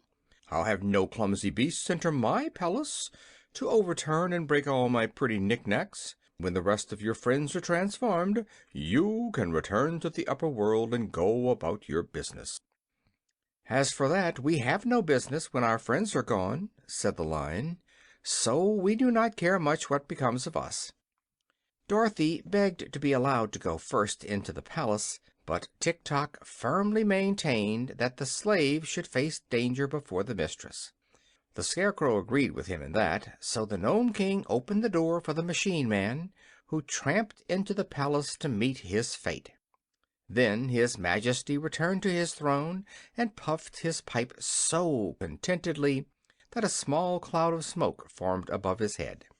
By and by he said, "I'm sorry there are so few of you left. Very soon now my fun will be over, and then for amusement I shall have nothing to do but admire my new ornaments." "It seems to me," said Dorothy, "that you are not so honest as you pretend to be." "How's that?" asked the King. "Why, you made us think it would be easy to guess what ornaments the people of Ev were changed into." "It is easy," declared the monarch, "if one is a good guesser. But it appears that the members of your party are all poor guessers." "What is Tik-Tok doing now?" asked the girl uneasily. "Nothing," replied the King with a frown. "He is standing perfectly still in the middle of a room." "Oh, I expect he's run down," said Dorothy. "I forgot to wind him up this morning. How many guesses has he made?" "All that he is allowed except one," answered the King. "Suppose you go in and wind him up, and then you can stay there and make your own guesses." "All right," said Dorothy. "It's my turn next," declared the Scarecrow. "Why, you don't want to go away and leave me all alone, do you?" asked the girl. "Besides, if I go now I can wind up Tik-Tok so that he can make his last guess." "Very well, then," said the Scarecrow with a sigh. "Run along, little Dorothy, and may good luck go with you." So Dorothy, trying to be brave in spite of her fears, passed through the doorway into the gorgeous rooms of the palace. The stillness of the place awed her at first, and the child drew short breaths, and pressing her hand to her heart, she looked all around with wondering eyes. Yes, it was a beautiful place, but enchantments lurked in every nook and corner, and she had not yet grown accustomed to the wizardries of these fairy countries, so different from the quiet and sensible commonplaces of her own native land. Slowly she passed through several rooms until she came upon Tik-Tok standing motionless. It really seemed then that she had found a friend in this mysterious palace, so she hastened to wind up the machine man's action and speech and thoughts. "Thank you, Dorothy," were his first words. "I have now one more guess to make." "Oh, be very careful, Tik-Tok, won't you?" cried the girl. "Yes, but the Nome King has us in his power. He has set a trap for us. I fear we are all lost," he answered. "I fear so, too," said Dorothy sadly. "If Smith and Tinker had given me a guessing clockwork attachment," continued Tik-Tok, "I might have defied the Nome King. But my thoughts are plain and simple, and not of much use in this case." "Do the best you can," said Dorothy encouragingly, "and if you fail I will watch and see what shape you are changed into." So Tik-Tok touched a yellow glass face that had daisies painted on one side, and he spoke at the same time the word Ev. In a flash the machine man had disappeared, and although the girl looked quickly in every direction, she could not tell which of the many ornaments the room contained had a moment before been her faithful friend and servant. So all she could do was to accept the hopeless task set her, and make her guesses and abide by the result. "It can't hurt very much," she thought, "for I haven't heard any of them scream or cry out, not even the poor officers. Dear me, I wonder if Uncle Henry or Aunt Em will ever know I have become an ornament in the Nome King's palace, and must stand forever and ever in one place and look pretty, 'cept when I move to be dusted. It isn't the way I thought I'd turn out at all, but I suppose it can't be helped." She walked through all the rooms once more, and examined with care all the objects they contained, but there were so many they bewildered her, and she decided, after all, as Ozma had done, that it could be only guesswork at best, and that the chances were much against her guessing aright. Timidly she touched an alabaster bowl and said Ev. "That's one failure anyhow," she thought. "But how am I to know which thing is enchanted and which is not?" Next she touched the image of a purple kitten that stood on the corner of a mantel, and she pronounced the word Ev. The kitten disappeared, and a pretty fair-haired boy stood beside her. At the same time a bell rang somewhere in the distance, and as Dorothy started back, partly in surprise and partly in joy, the little one exclaimed, "Where am I? And who are you? And what has happened to me?" "Well, I declare," said Dorothy, "I've really done it." "Done what?" asked the boy. "Saved myself from being an ornament," replied the girl with a laugh, "and saved you from being forever a purple kitten." "A purple kitten?" he repeated. "There is no such thing." "I know," she answered, "but there was a minute ago. Don't you remember standing on a corner of the mantel?" "Of course not. I am a Prince of Ev, and my name is Evring," the little one announced proudly. "But my father, the king, sold my mother and all her children to the cruel ruler of the Nomes, and after that I remember nothing at all." "A purple kitten can't be 'spected to remember, Evring," said Dorothy. "But now you are yourself again, and I'm going to try to save some of your brothers and sisters, and perhaps your mother as well. So come with me." She seized the child's hand and eagerly hurried here and there, trying to decide which object to choose next. The third guess was another failure, and so was the fourth and the fifth. Little Evring could not imagine what she was doing, but he trotted along beside her very willingly, for he liked the new companion he had found. Dorothy's further quest proved unsuccessful, but after her first disappointment was over, the little girl was filled with joy and thankfulness to think that after all she had been able to save one member of the royal family of Ev, and could restore the little prince to his sorrowing country. Now she might return to the terrible Nome King in safety, carrying with her the prize she had won in the person of this fair-haired boy. So she retraced her steps until she found the entrance to the palace, and as she approached, the massive doors of rock opened of their own accord, allowing both Dorothy and Evring to pass the portals and enter the throne room. End of chapter 14.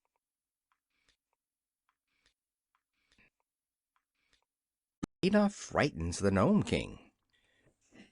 Now, when Dorothy had entered the palace to make her guesses, and the Scarecrow was left with the Nome King, the two sat in moody silence for several minutes. Then the monarch exclaimed in a tone of satisfaction, "Very good!" "Who is very good?" asked the Scarecrow. "The machine man. He won't need to be wound up any more, for he has now become a very neat ornament. Very neat indeed." "How about Dorothy?" the Scarecrow inquired. "Oh, she will begin to guess pretty soon," said the King cheerfully. "And then she will join my collection, and it will be your turn." The good Scarecrow was much distressed by the thought that his little friend was about to suffer the fate of Ozma and the rest of their party, but while he sat in gloomy reverie a shrill voice suddenly cried, "Caw, caw, caw, caw, caw, caw, caw, caw, caw, caw, caw, caw." The Nome King nearly jumped off his seat, he was so startled. "Good gracious, what's that?" he yelled. "Why, it's Billina," said the Scarecrow. "What do you mean by making a noise like that?" shouted the King angrily, as the yellow hen came from under the throne and strutted proudly about the room. "I've got a right to cackle, I guess," replied Billina. "I've just laid my egg." "What? Laid an egg? In my throne room? How dare you do such a thing?" asked the King in a voice of fury. "I lay eggs wherever I happen to be," said the hen, ruffling her feathers and then shaking them into place. "But thunderation! Don't you know that eggs are poison?" roared the King, while his rock-colored eyes stuck out in great terror.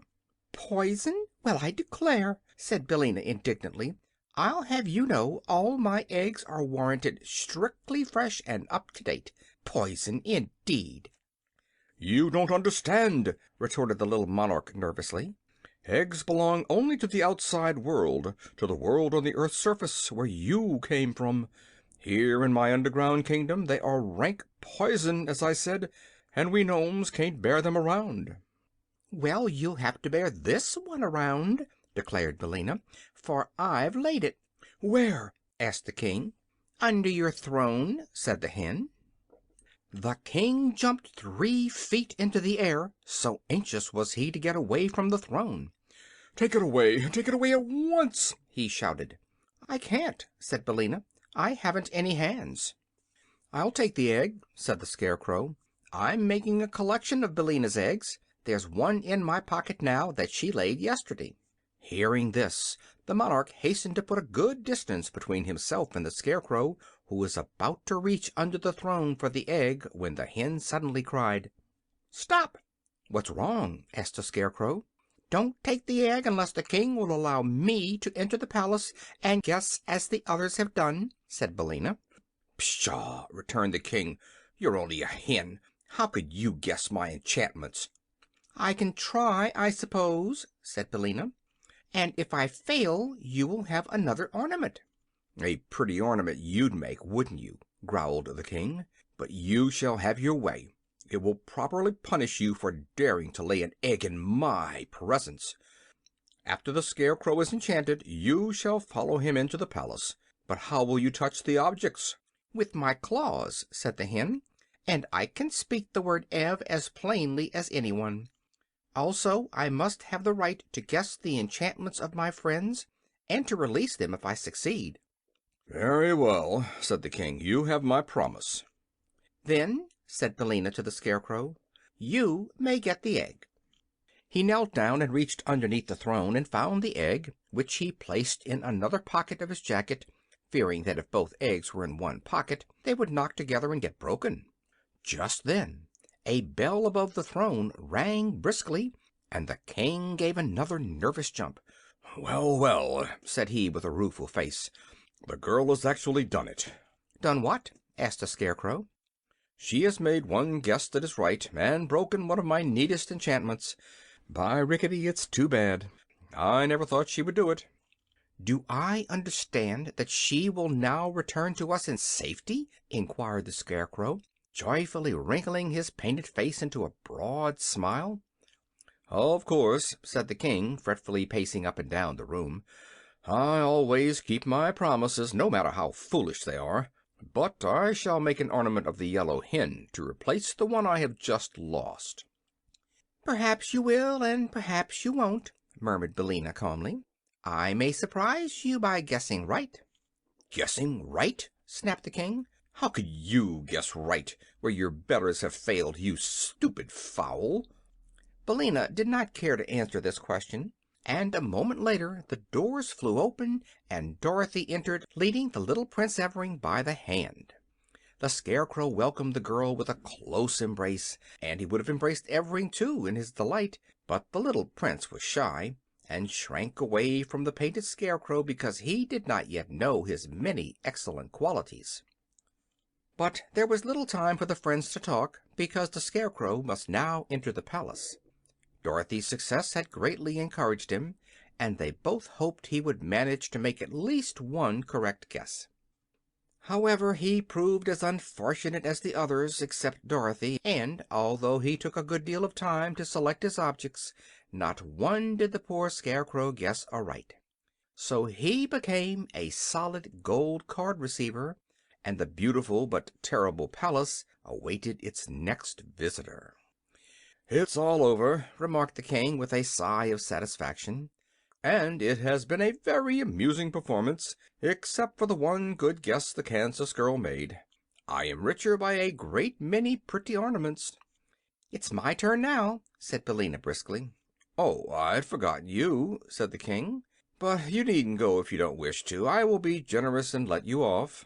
"No, you won't," replied the hen. "I insist upon having my guesses as you promised."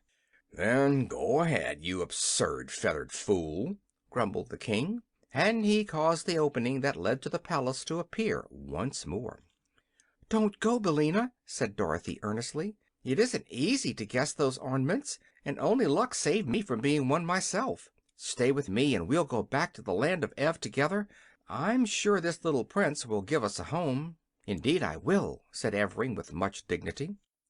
"Don't worry, my dear," cried Billina, with a cluck that was meant for a laugh.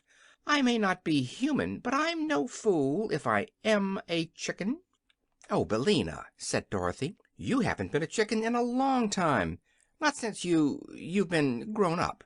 "Perhaps that's true," answered Billina thoughtfully. "But if a Kansas farmer sold me to someone, what would he call me? A hen or a chicken?" "You're not a Kansas farmer, Billina," replied the girl, "and you said—" "Never mind that, Dorothy. I'm going. I won't say good-bye, because I'm coming back. Keep up your courage, for I'll see you a little later." Then Billina gave several loud cluck-clucks that seemed to make the fat little King more nervous than ever, and marched through the entrance into the enchanted palace. I hope I've seen the last of that bird, declared the monarch, seating himself again in his throne and mopping the perspiration from his forehead with his rock-colored handkerchief. Hens are bothersome enough at their best, but when they can talk, they're simply dreadful. "Billina's my friend," said Dorothy quietly. "She may not always be exactly polite, but she means well, I'm sure." End of chapter 15.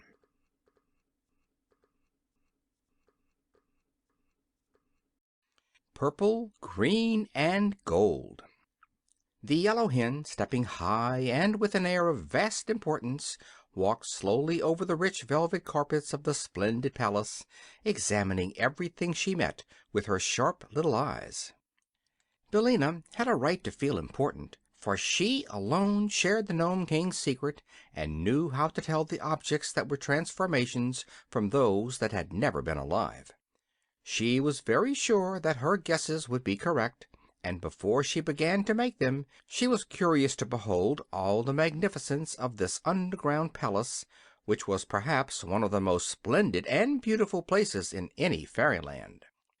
As she went through the rooms she counted the purple ornaments, and although some were small and hidden in queer places, Billina spied them all and found the entire 10 scattered about the various rooms. The green ornaments she did not bother to count, for she thought she could find them all when the time came. Finally, having made a survey of the entire palace and enjoyed its splendor, the yellow hen returned to one of the rooms where she had noticed a large purple footstool. She placed a claw upon this and said "Ev," and at once the footstool vanished, and a lovely lady, tall and slender and most beautifully robed, stood before her.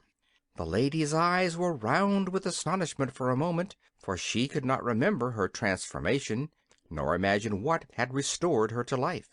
"Good morning, ma'am," said Billina in her sharp voice. "You're looking quite well, considering your age." "Who speaks?" demanded the Queen of Ev, drawing herself up proudly.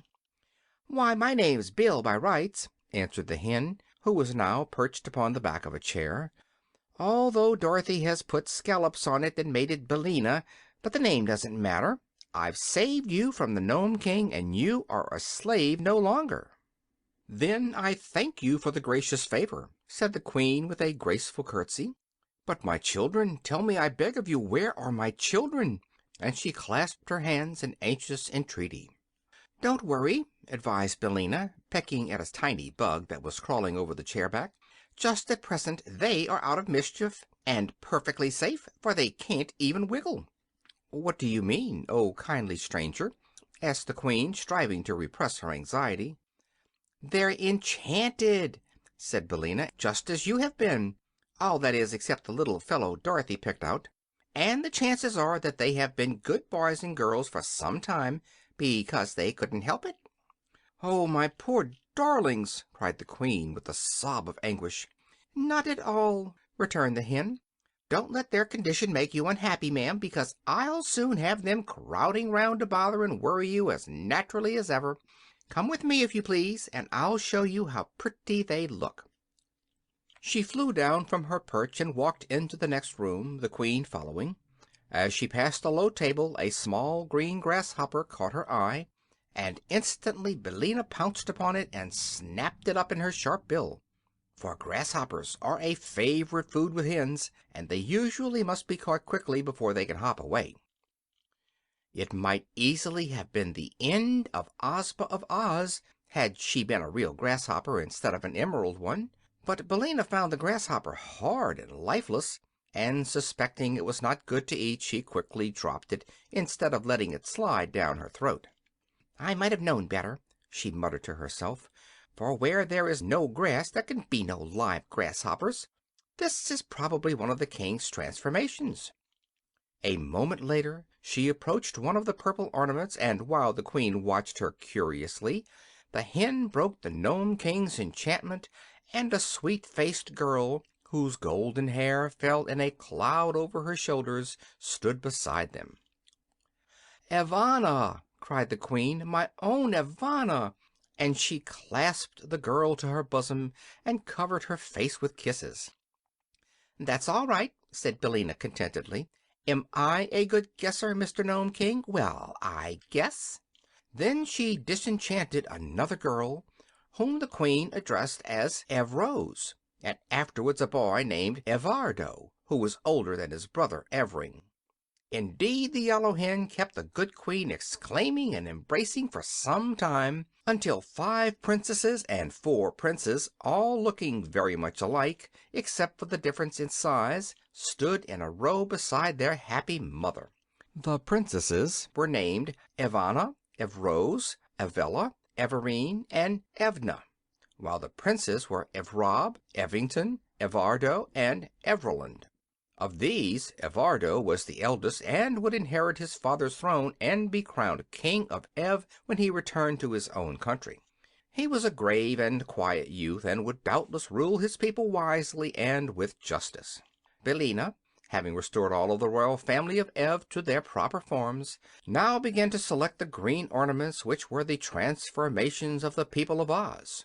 She had little trouble in finding these, and before long all the 26 officers, as well as the private, were gathered around the yellow hen, joyfully congratulating her upon their release. The 37 people who were now alive in the rooms of the palace knew very well that they owed their freedom to the cleverness of the yellow hen, and they were earnest in thanking her for saving them from the magic of the Nome King. "Now," said Billina, "I must find Ozma. She is sure to be here somewhere. And, of course, she is green, being from Oz, so look around, you stupid soldiers, and help me in my search." For a while, however, they could discover nothing more that was green. But the queen, who had kissed all her 9 children once more and could now find time to take an interest in what was going on, said to the hen, "Mayhap, my gentle friend, it is the grasshopper whom you seek." "Of course it's the grasshopper!" exclaimed Billina. "I declare I'm nearly as stupid as these brave soldiers. Wait here for me, and I'll go back and get it." So she went into the room where she had seen the grasshopper, and presently Ozma of Oz, as lovely and dainty as ever, entered and approached the Queen of Ev, greeting her as one high-born princess greets another. "But where are my friends, the Scarecrow and the Tin Woodman?" asked the girl ruler, when these courtesies had been exchanged. "I'll hunt them up," replied Billina. "The Scarecrow is solid gold, and so is Tik-Tok. But I don't exactly know what the Tin Woodman is, because the Nome King said he had been transformed into something funny." Ozma eagerly assisted the hen in her quest, and soon the Scarecrow and the Machine Man, being ornaments of shining gold, were discovered and restored to their accustomed forms. But search as they might, in no place could they find a funny ornament that might be the transformation of the Tin Woodman. "Only one thing can be done," said Ozma at last, "and that is to return to the Nome King and oblige him to tell us what has become of our friend." "Perhaps he won't," suggested Billina. "He must," returned Ozma firmly. "The King has not treated us honestly, for under the mask of fairness and good nature he entrapped us all, and we would have been forever enchanted had not our wise and clever friend, the yellow hen, found a way to save us." "The king is a villain," declared the Scarecrow. "His laugh is worse than another man's frown," said the private with a shudder. "I thought he was honest, but I was mistaken," remarked Tik-Tok. "My thoughts are usually correct, but it is Smith and Tinker's fault if they sometimes go wrong or do not work properly." "Smith and Tinker made a very good job of you," said Ozma kindly. "I do not think they should be blamed if you are not quite perfect." "Thank you," replied Tik-Tok. "Then," said Billina in her brisk little voice, "let us all go back to the Nome King and see what he has to say for himself." So they started for the entrance, Ozma going first, with the Queen and her train of little princes and princesses following. Then came Tik-Tok and the Scarecrow, with Billina perched upon his straw-stuffed shoulder. The 27 officers and the private brought up the rear. As they reached the hall, the doors flew open before them, but then they all stopped and stared into the domed cavern with faces of astonishment and dismay. For the room was filled with the mail-clad warriors of the Nome King, rank after rank, standing in orderly array. The electric lights upon their brows gleamed brightly. Their battle axes were poised as if to strike down their foes, yet they remained motionless as statues, awaiting the word of command. And in the center of this terrible army sat the little King upon his throne of rock. But he neither smiled nor laughed. Instead, his face was distorted with rage and most terrible to behold. End of chapter 16.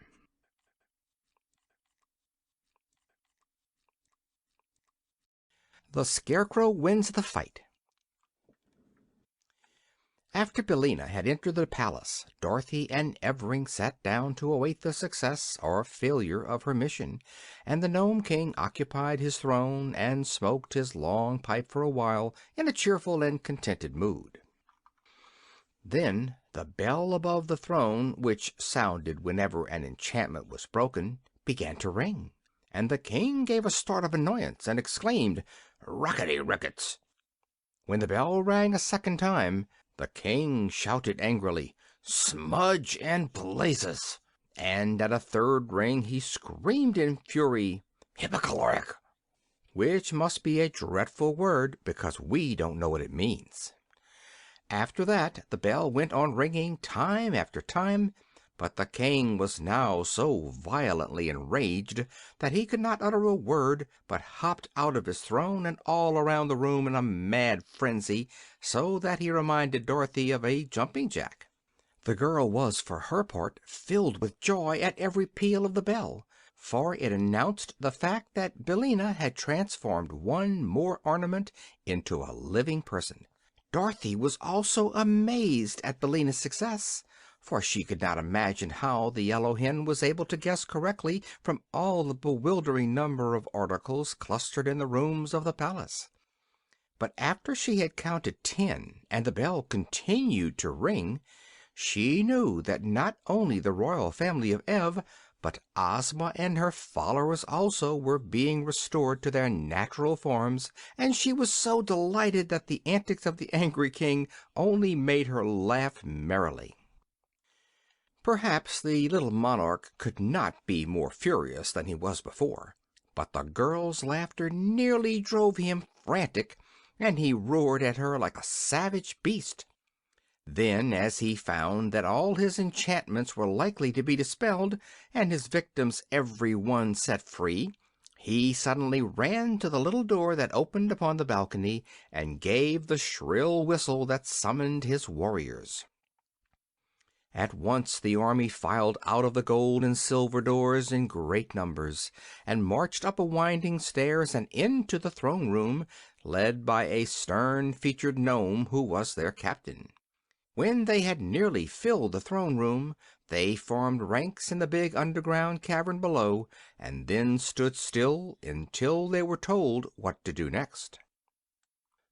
Dorothy had pressed back to one side of the cavern when the warriors entered, and now she stood holding little Prince Evering's hand, while the great lion crouched upon one side and the enormous tiger crouched on the other side. "Seize that girl!" shouted the king to his captain, and a group of warriors sprang forward to obey. But both the lion and the tiger snarled so fiercely and bared their strong, sharp teeth so threateningly that the men drew back in alarm. "Don't mind them!" cried the Nome King. "They cannot leap beyond the places where they now stand." "But they can bite those who attempt to touch the girl," said the captain. "I'll fix that," answered the king. "I'll enchant them again so that they can't open their jaws." He stepped out of the throne to do this, but just then the Sawhorse ran up behind him and gave the fat monarch a powerful kick with both his wooden hind legs. "Oh, murder! Treason!" yelled the king, who had been hurled against several of his warriors and was considerably bruised. "Who did that?" "I did," growled the Sawhorse viciously. "You let Dorothy alone, or I'll kick you again." "We'll see about that," replied the king, and at once he waved his hand toward the Sawhorse and muttered a magical word.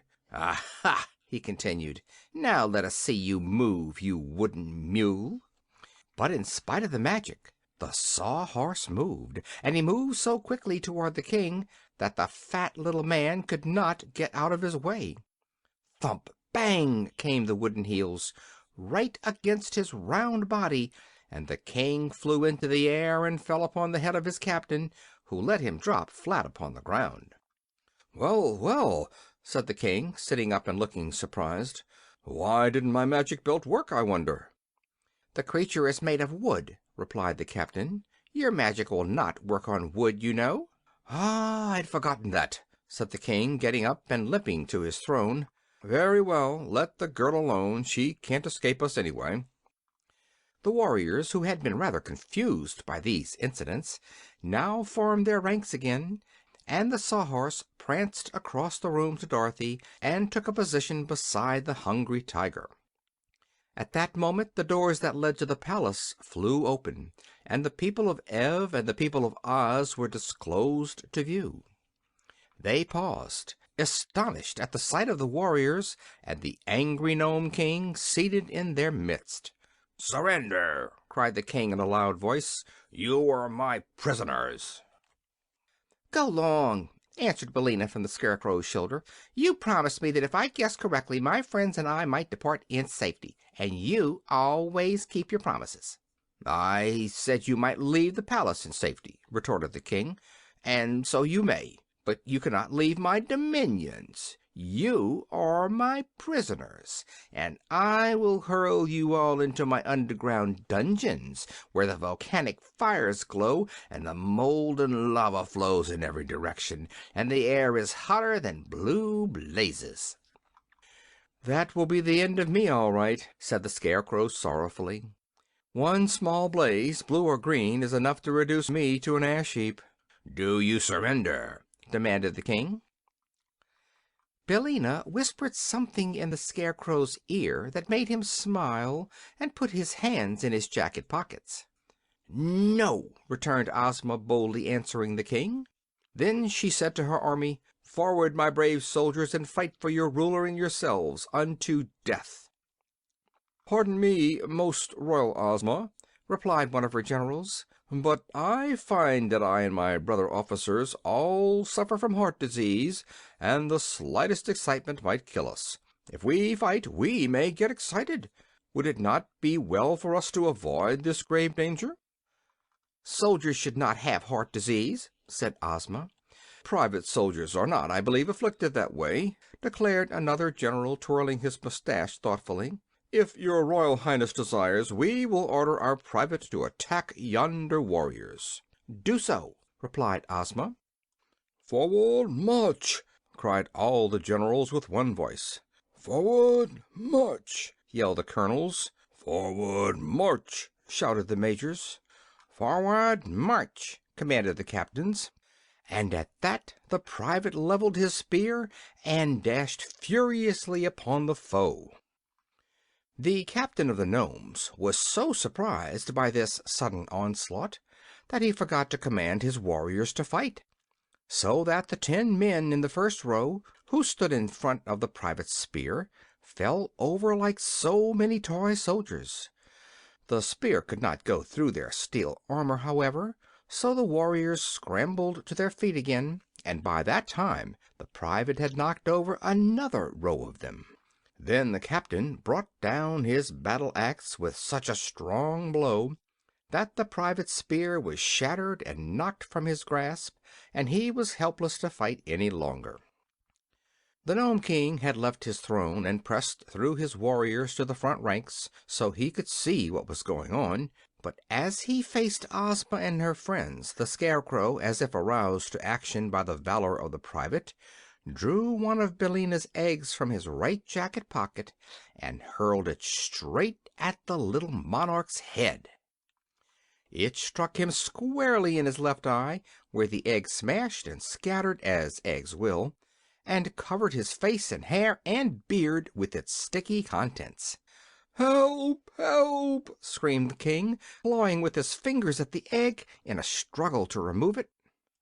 "An egg! An egg! Run for your lives!" shouted the captain of the gnomes in a voice of horror. And how they did run!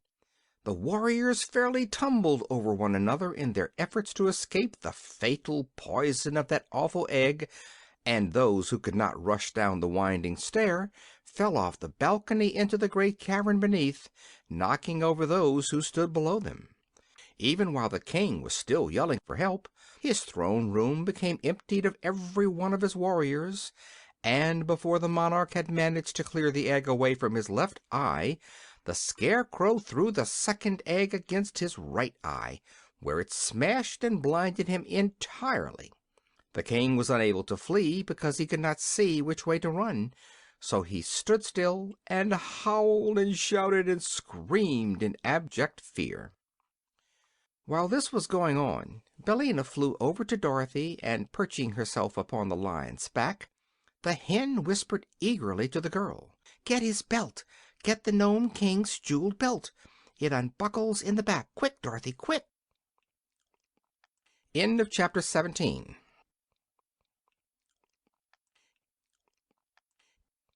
The Fate of the Tin Woodman.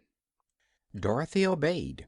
She ran at once behind the Nome King, who was still trying to free his eyes from the egg, and in a twinkle she had unbuckled his splendid jeweled belt and carried it away with her to her place beside the Tiger and Lion, where, because she did not know what else to do with it, she fastened it around her own slim waist. Just then the chief steward rushed in with a sponge and a bowl of water, and began mopping away the broken eggs from his master's face. In a few minutes, and while all the party stood looking on, the king regained the use of his eyes, and the first thing he did was to glare wickedly upon the Scarecrow and exclaim, "I'll make you suffer for this, you hay-stuffed dummy! Don't you know eggs are poison to gnomes?" "Really," said the Scarecrow, "they don't seem to agree with you, although I wonder why." "They were strictly fresh and above suspicion," said Billina. "You ought to be glad to get them." "I'll transform you all into scorpions!" cried the king angrily, and began waving his arms and muttering magic words. But none of the people became scorpions, so the king stopped and looked at them in surprise. "What's wrong?" he asked. "Why, you are not wearing your magic belt," replied the chief steward, after looking the king over carefully. "Where is it? What have you done with it?" The Nome King clapped his hand to his waist, and his rock-colored face turned white as chalk. "It's gone!" he cried helplessly. "It's gone, and I am ruined!" Dorothy now stepped forward and said, "Royal Ozma, and you, Queen of Ev, I welcome you and your people back to the land of the living. Billina has saved you from your troubles, and now we will leave this dreadful place and return to Ev as soon as possible." While the child spoke, they could all see that she wore the magic belt, and a great cheer went up from all her friends, which was led by the voices of the Scarecrow and the private. But the Nome King did not join them. He crept back onto his throne like a whipped dog, and lay there, bitterly bemoaning his defeat. "But we have not yet found my faithful follower, the Tin Woodman," said Ozma to Dorothy, "and without him I do not wish to go away." "Nor I," replied Dorothy quickly. "Wasn't he in the palace?" "He must be there," said Billina, "but I had no clue to guide me in guessing the Tin Woodman, so I must have missed him." "We will go back into the rooms," said Dorothy. "This magic belt, I am sure, will help us to find our dear old friend." So she re-entered the palace, the doors of which still stood open, and everyone followed her except the Nome King, the Queen of Ev, and Prince Evring. The mother had taken the little prince in her lap and was fondling and kissing him lovingly, for he was her youngest born. But the others went with Dorothy, and when she came to the middle of the first room the girl waved her hand as she had seen the King do, and commanded the Tin Woodman, whatever form he might then have, to resume his proper shape. No result followed this attempt, so Dorothy went into another room and repeated it, and so through all the rooms of the palace. Yet the Tin Woodman did not appear to them, nor could they imagine which among the thousands of ornaments was their transformed friend. Sadly they returned to the throne room, where the King, seeing that they had met with failure, jeered at Dorothy, saying, "You do not know how to use my belt, so it is of no use to you. Give it back to me, and I will let you go free, you and all the people who came with you. As for the royal family of Ev, they are my slaves and shall remain here." "I shall keep the belt," said Dorothy. "But how can you escape without my consent?" asked the King. "Easily enough," answered the girl. "All we need to do is to walk out the way that we came in." "Oh, that's all, is it?" sneered the King. "Well, where is the passage through which you entered this room?" They all looked around, but could not discover the place, for it had long since been closed. Dorothy, however, would not be dismayed.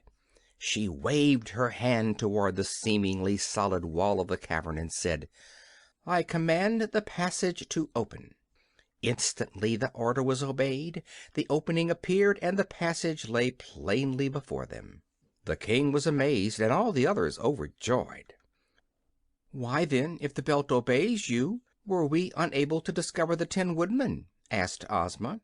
"I can't imagine," said Dorothy. "See here, girl," proposed the King eagerly. "Give me the belt, and I will tell you what shape the Tin Woodman was changed into, and then you can easily find him."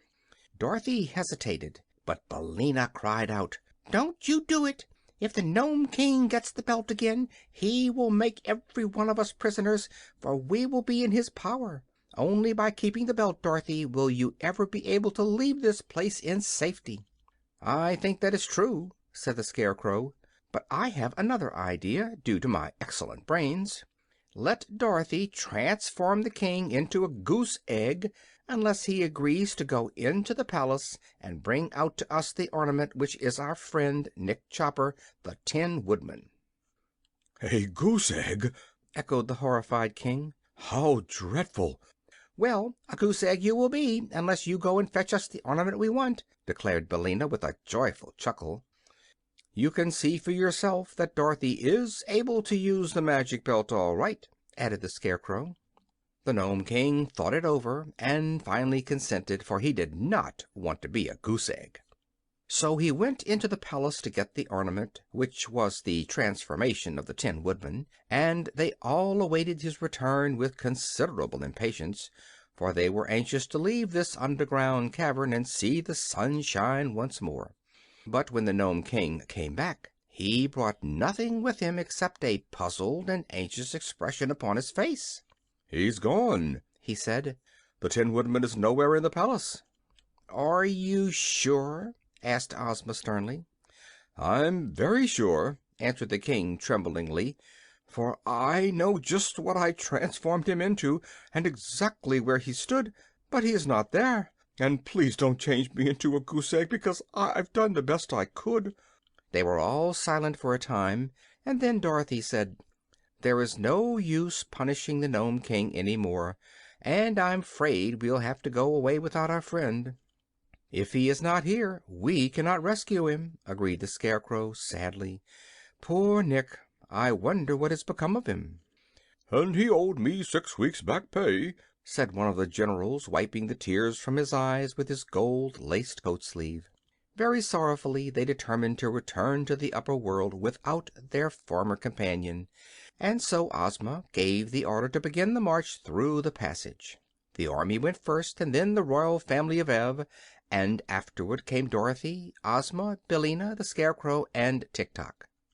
They left the Nome King scowling at them from his throne, and had no thought of danger until Ozma chanced to look back and saw a large number of the warriors following them in full chase, with their swords and spears and axes raised to strike down the fugitives as soon as they drew near enough. Evidently the Nome King had made this last attempt to prevent their escaping him, but it did no good, for when Dorothy saw the danger they were in, she stopped and waved her hand and whispered a command to the magic belt. Instantly the foremost warriors became eggs, which rolled upon the floor of the cavern in such numbers that those behind could not advance without stepping upon them. But when they saw the eggs, all desire to advance departed the warriors, and they turned and fled madly into the cavern and refused to go back again. Our friends had no further trouble in reaching the end of the passage, and soon were standing in the outer air upon the gloomy path between the two high mountains. But the way to Ev lay plainly before them, and they fervently hoped that they had seen the last of the Nome King and of his dreadful palace. The cavalcade was led by Ozma, mounted upon the Cowardly Lion, and the Queen of Ev, who rode upon the back of the Tiger. The children of the Queen walked behind her, hand in hand. Dorothy rode the Sawhorse, while the Scarecrow walked and commanded the army in the absence of the Tin Woodman. Presently the way began to lighten, and more of the sunshine to come in between the two mountains, and before long they heard the thump, thump, thump of the giant's hammer upon the road. "How may we pass the monstrous man of iron?" asked the Queen, anxious for the safety of her children. But Dorothy solved the problem by a word to the magic belt. The giant paused with his hammer held motionless in the air, thus allowing the entire party to pass between his cast iron legs in safety. End of chapter 18.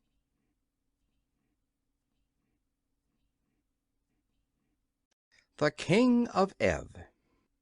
If there were any shifting, rock-colored gnomes on the mountainside now, they were silent and respectful, for our adventurers were not annoyed, as before, by their impudent laughter. Really, the gnomes had nothing to laugh at since the defeat of their king. On the other side they found Ozma's golden chariot standing as they had left it. Soon the Lion and the Tiger were harnessed to the beautiful chariot, in which was enough room for Ozma and the Queen and 6 of the royal children. Little Evring preferred to ride with Dorothy upon the Sawhorse, which had a long back. The Prince had recovered from his shyness and had become very fond of the girl who had rescued him, so they were fast friends and chatted pleasantly together as they rode along. Billina was also perched upon the head of the wooden steed, which seemed not to mind the added weight in the least, and the boy was full of wonder that a hen could talk and say such sensible things. When they came to the gulf, Ozma's magic carpet carried them all over it in safety, and now they began to pass the trees in which birds were singing, and the breeze that was wafted to them from the farms of Ev was spicy with flowers and new-mown hay, and the sunshine fell full upon them to warm them and drive away from their bodies the chill and dampness of the underground kingdom of the Nomes. "I would be quite content," said the Scarecrow to Tik-Tok, "were only the Tin Woodman with us, but it breaks my heart to leave him behind." "He was a fine fellow," replied Tik-Tok, "although his material was not very durable." "Oh, tin is an excellent material," the Scarecrow hastened to say, "and if anything ever happened to poor Nick Chopper he was always easily soldered. Besides, he did not have to be wound up, and was not liable to get out of order. "I sometimes wish," said Tik Tok, "that I was stuffed with straw as you are. It is hard to be made of copper."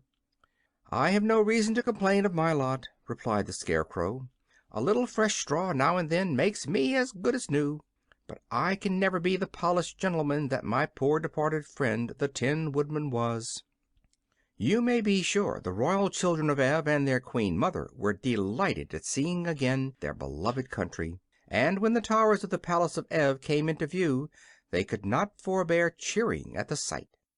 Little Evring, riding in front of Dorothy, was so overjoyed that he took a curious tin whistle from his pocket and blew a shrill blast that made the Sawhorse leap and prance in sudden alarm. "What was that?" asked Billina, who had been obliged to flutter her wings in order to keep her seat upon the head of the frightened Sawhorse. "That's my whistle," said Prince Evring, holding it out upon his hand. It was in the shape of a little fat pig, made of tin and painted green. The whistle was in the tail of the pig. "Where did you get it?" asked the yellow hen, closely examining the toy with her bright eyes. "Why, I picked it up in the Nome King's palace while Dorothy was making her guesses, and I put it in my pocket," answered the little Prince. Billina laughed, or at least she made the peculiar cackle that served her for a laugh. "No wonder I couldn't find the Tin Woodman," she said, "and no wonder the magic belt didn't make him appear, or the King couldn't find him either." "What do you mean?" questioned Dorothy. "Why, the Prince had him in his pocket!" cried Billina, cackling again. "I did not!" protested little Evring. "I only took the whistle." "Well, then, watch me," returned the hen, and reaching out a claw she touched the whistle and said "Ev." Swish! "Good afternoon," said the Tin Woodman, taking off his funnel cap and bowing to Dorothy and the Prince. "I think I must have been asleep for the first time since I was made of tin, for I do not remember our leaving the Nome King." "You have been enchanted," answered the girl, throwing an arm around her old friend and hugging him tight in her joy. "But it's all right now." "I want my whistle," said the little Prince, beginning to cry. "Hush!" cautioned Billina. "The whistle is lost, but you may have another when you get home." The Scarecrow had fairly thrown himself upon the bosom of his old comrade, so surprised and delighted was he to see him again, and Tik Tok squeezed the Tin Woodman's hand so earnestly that he dented some of his fingers. Then they had to make way for Ozma to welcome the Tin Man, and the army caught sight of him and set up a cheer, and everybody was delighted and happy.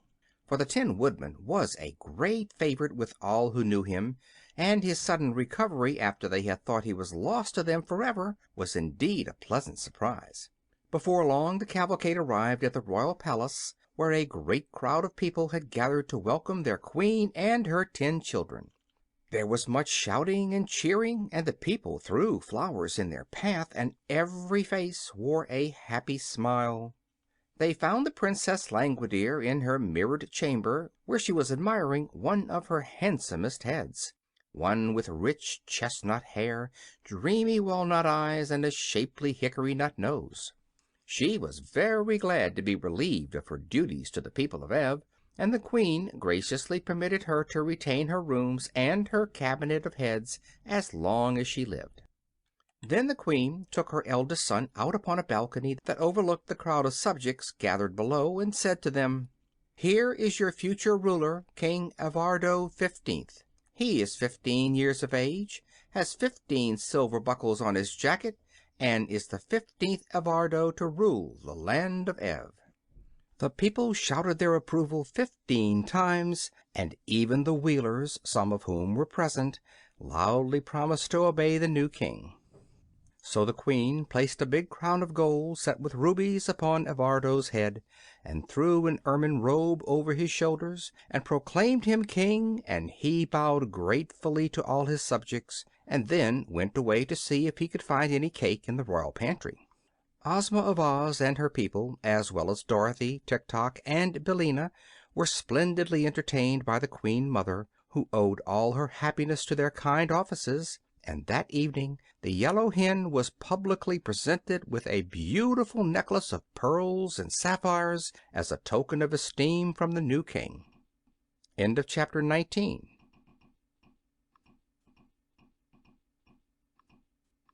The Emerald City. Dorothy decided to accept Ozma's invitation to return with her to the Land of Oz. There was no greater chance of her getting home from Ev than from Oz, and the little girl was anxious to see once more the country where she had encountered such wonderful adventures. By this time Uncle Henry would have reached Australia in his ship, and had probably given her up for lost, so he couldn't worry any more than he did if she stayed away from him a while longer. So she would go to Oz. They bade good-bye to the people of Ev, and the king promised Ozma that he would ever be grateful to her and render the Land of Oz any service that might lie within his power. And then they approached the edge of the dangerous desert, and Ozma threw down the magic carpet, which at once unrolled far enough for all of them to walk upon it without being crowded.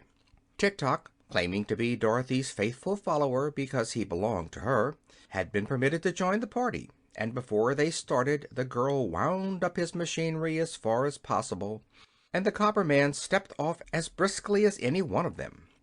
Ozma also invited Billina to visit the Land of Oz, and the yellow hen was glad enough to go where new sights and scenes awaited her. They began the trip across the desert early in the morning, and as they stopped only long enough for Billina to lay her daily egg, before sunset they espied the green slopes and wooded hills of the beautiful Land of Oz.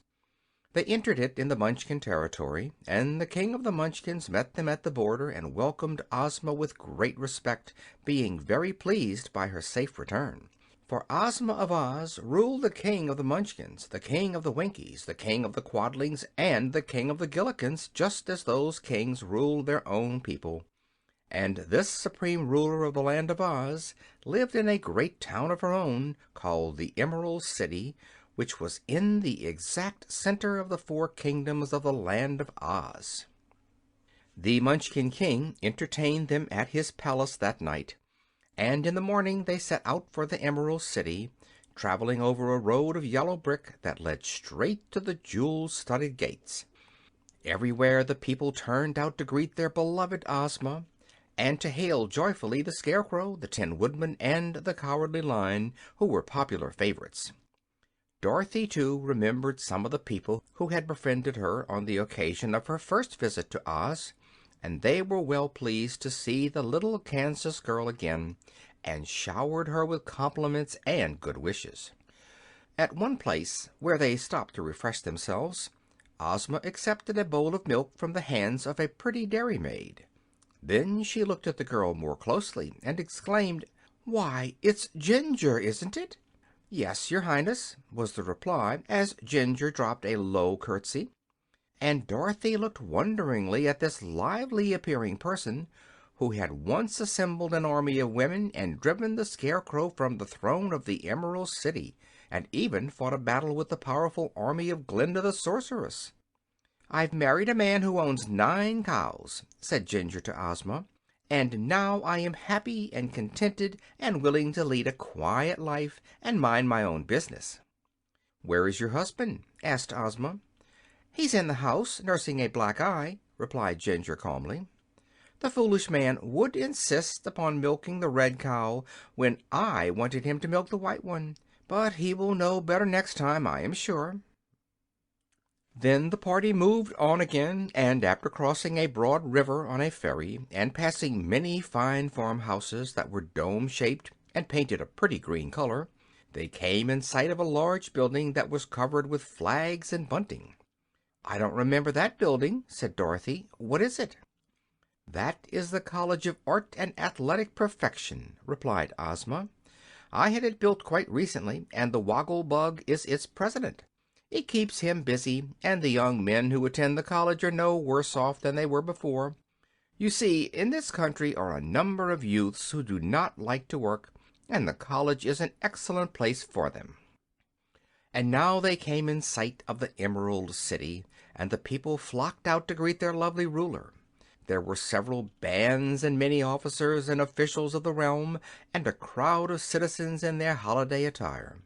Thus the beautiful Ozma was escorted by a brilliant procession to her royal city, and so great was the cheering that she was obliged to constantly bow to the right and left to acknowledge the greetings of her subjects. That evening there was a grand reception in the royal palace, attended by the most important persons of Oz, and Jack Pumpkinhead, who was a little overripe but still active, read an address congratulating Ozma of Oz upon the success of her generous mission to rescue the royal family of a neighboring kingdom. Then magnificent gold medals set with precious stones were presented to each of the 26 officers, and the Tin Woodman was given a new axe studded with diamonds, and the Scarecrow received a silver jar of complexion powder. Dorothy was presented with a pretty coronet and made a Princess of Oz, and Tik-Tok received 2 bracelets set with 8 rows of very clear and sparkling emeralds. Afterward they sat down to a splendid feast, and Ozma put Dorothy at her right and Billina at her left, where the hen sat upon a golden roost and ate from a jeweled platter. Then were placed the Scarecrow, the Tin Woodman, and Tik-Tok, with baskets of lovely flowers before them, because they did not require food. The 26 officers were at the lower end of the table, and the Lion and the Tiger also had seats, and were served on golden platters that held a half a bushel at one time. The wealthiest and most important citizens of the Emerald City were proud to wait upon these famous adventurers, and they were assisted by a sprightly little maid named Jellia Jam, whom the Scarecrow pinched upon her rosy cheeks and seemed to know very well. During the feast Ozma grew thoughtful, and suddenly she asked, "Where is the private?" "Oh, he is sweeping out the barracks," replied one of the generals, who was busy eating a leg of a turkey. "But I have ordered him a dish of bread and molasses to eat when his work is done." "Let him be sent for," said the girl Ruler. While they waited for this command to be obeyed, she inquired, "Have we any other privates in the armies?" "Oh, yes," replied the Tin Woodman. "I believe there are 3 altogether." The private now entered, saluting his officers and the royal Ozma very respectfully. "What is your name, my man?" asked the girl. "Omby Amby," answered the private. "Then, Omby Amby," said she, "I promote you to be Captain General of all the armies of my kingdom, and especially to be commander of my bodyguard at the royal palace." "It is very expensive to hold so many offices," said the private, hesitating. "I have no money with which to buy uniforms." "You shall be supplied from the royal treasury," said Ozma. Then the private was given a seat at the table, where the other officers welcomed him cordially, and the feasting and merriment were resumed. Suddenly Jellia Jam exclaimed, "There is nothing more to eat. The hungry tiger has consumed everything." "But that is not the worst of it," declared the tiger mournfully. "Somewhere, or somehow, I've actually lost my appetite." End of chapter 20.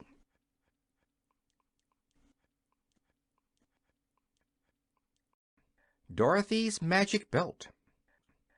Dorothy passed several very happy weeks in the Land of Oz as the guest of the royal Ozma, who delighted to please and interest the little Kansas girl.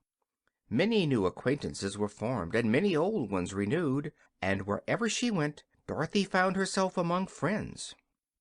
One day, however, as she sat in Ozma's private room, she noticed hanging upon the wall a picture which constantly changed in appearance, at one time showing a meadow, and at another time a forest, a lake, or a village.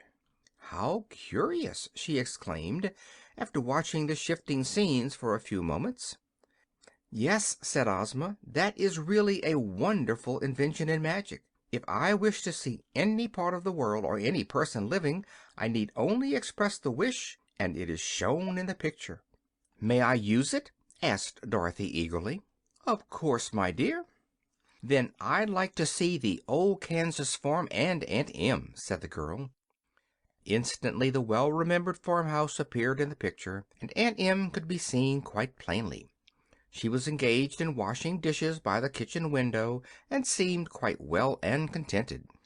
The hired men and the teams were in the harvest fields behind the house, and the corn and wheat seemed to the child to be in prime condition.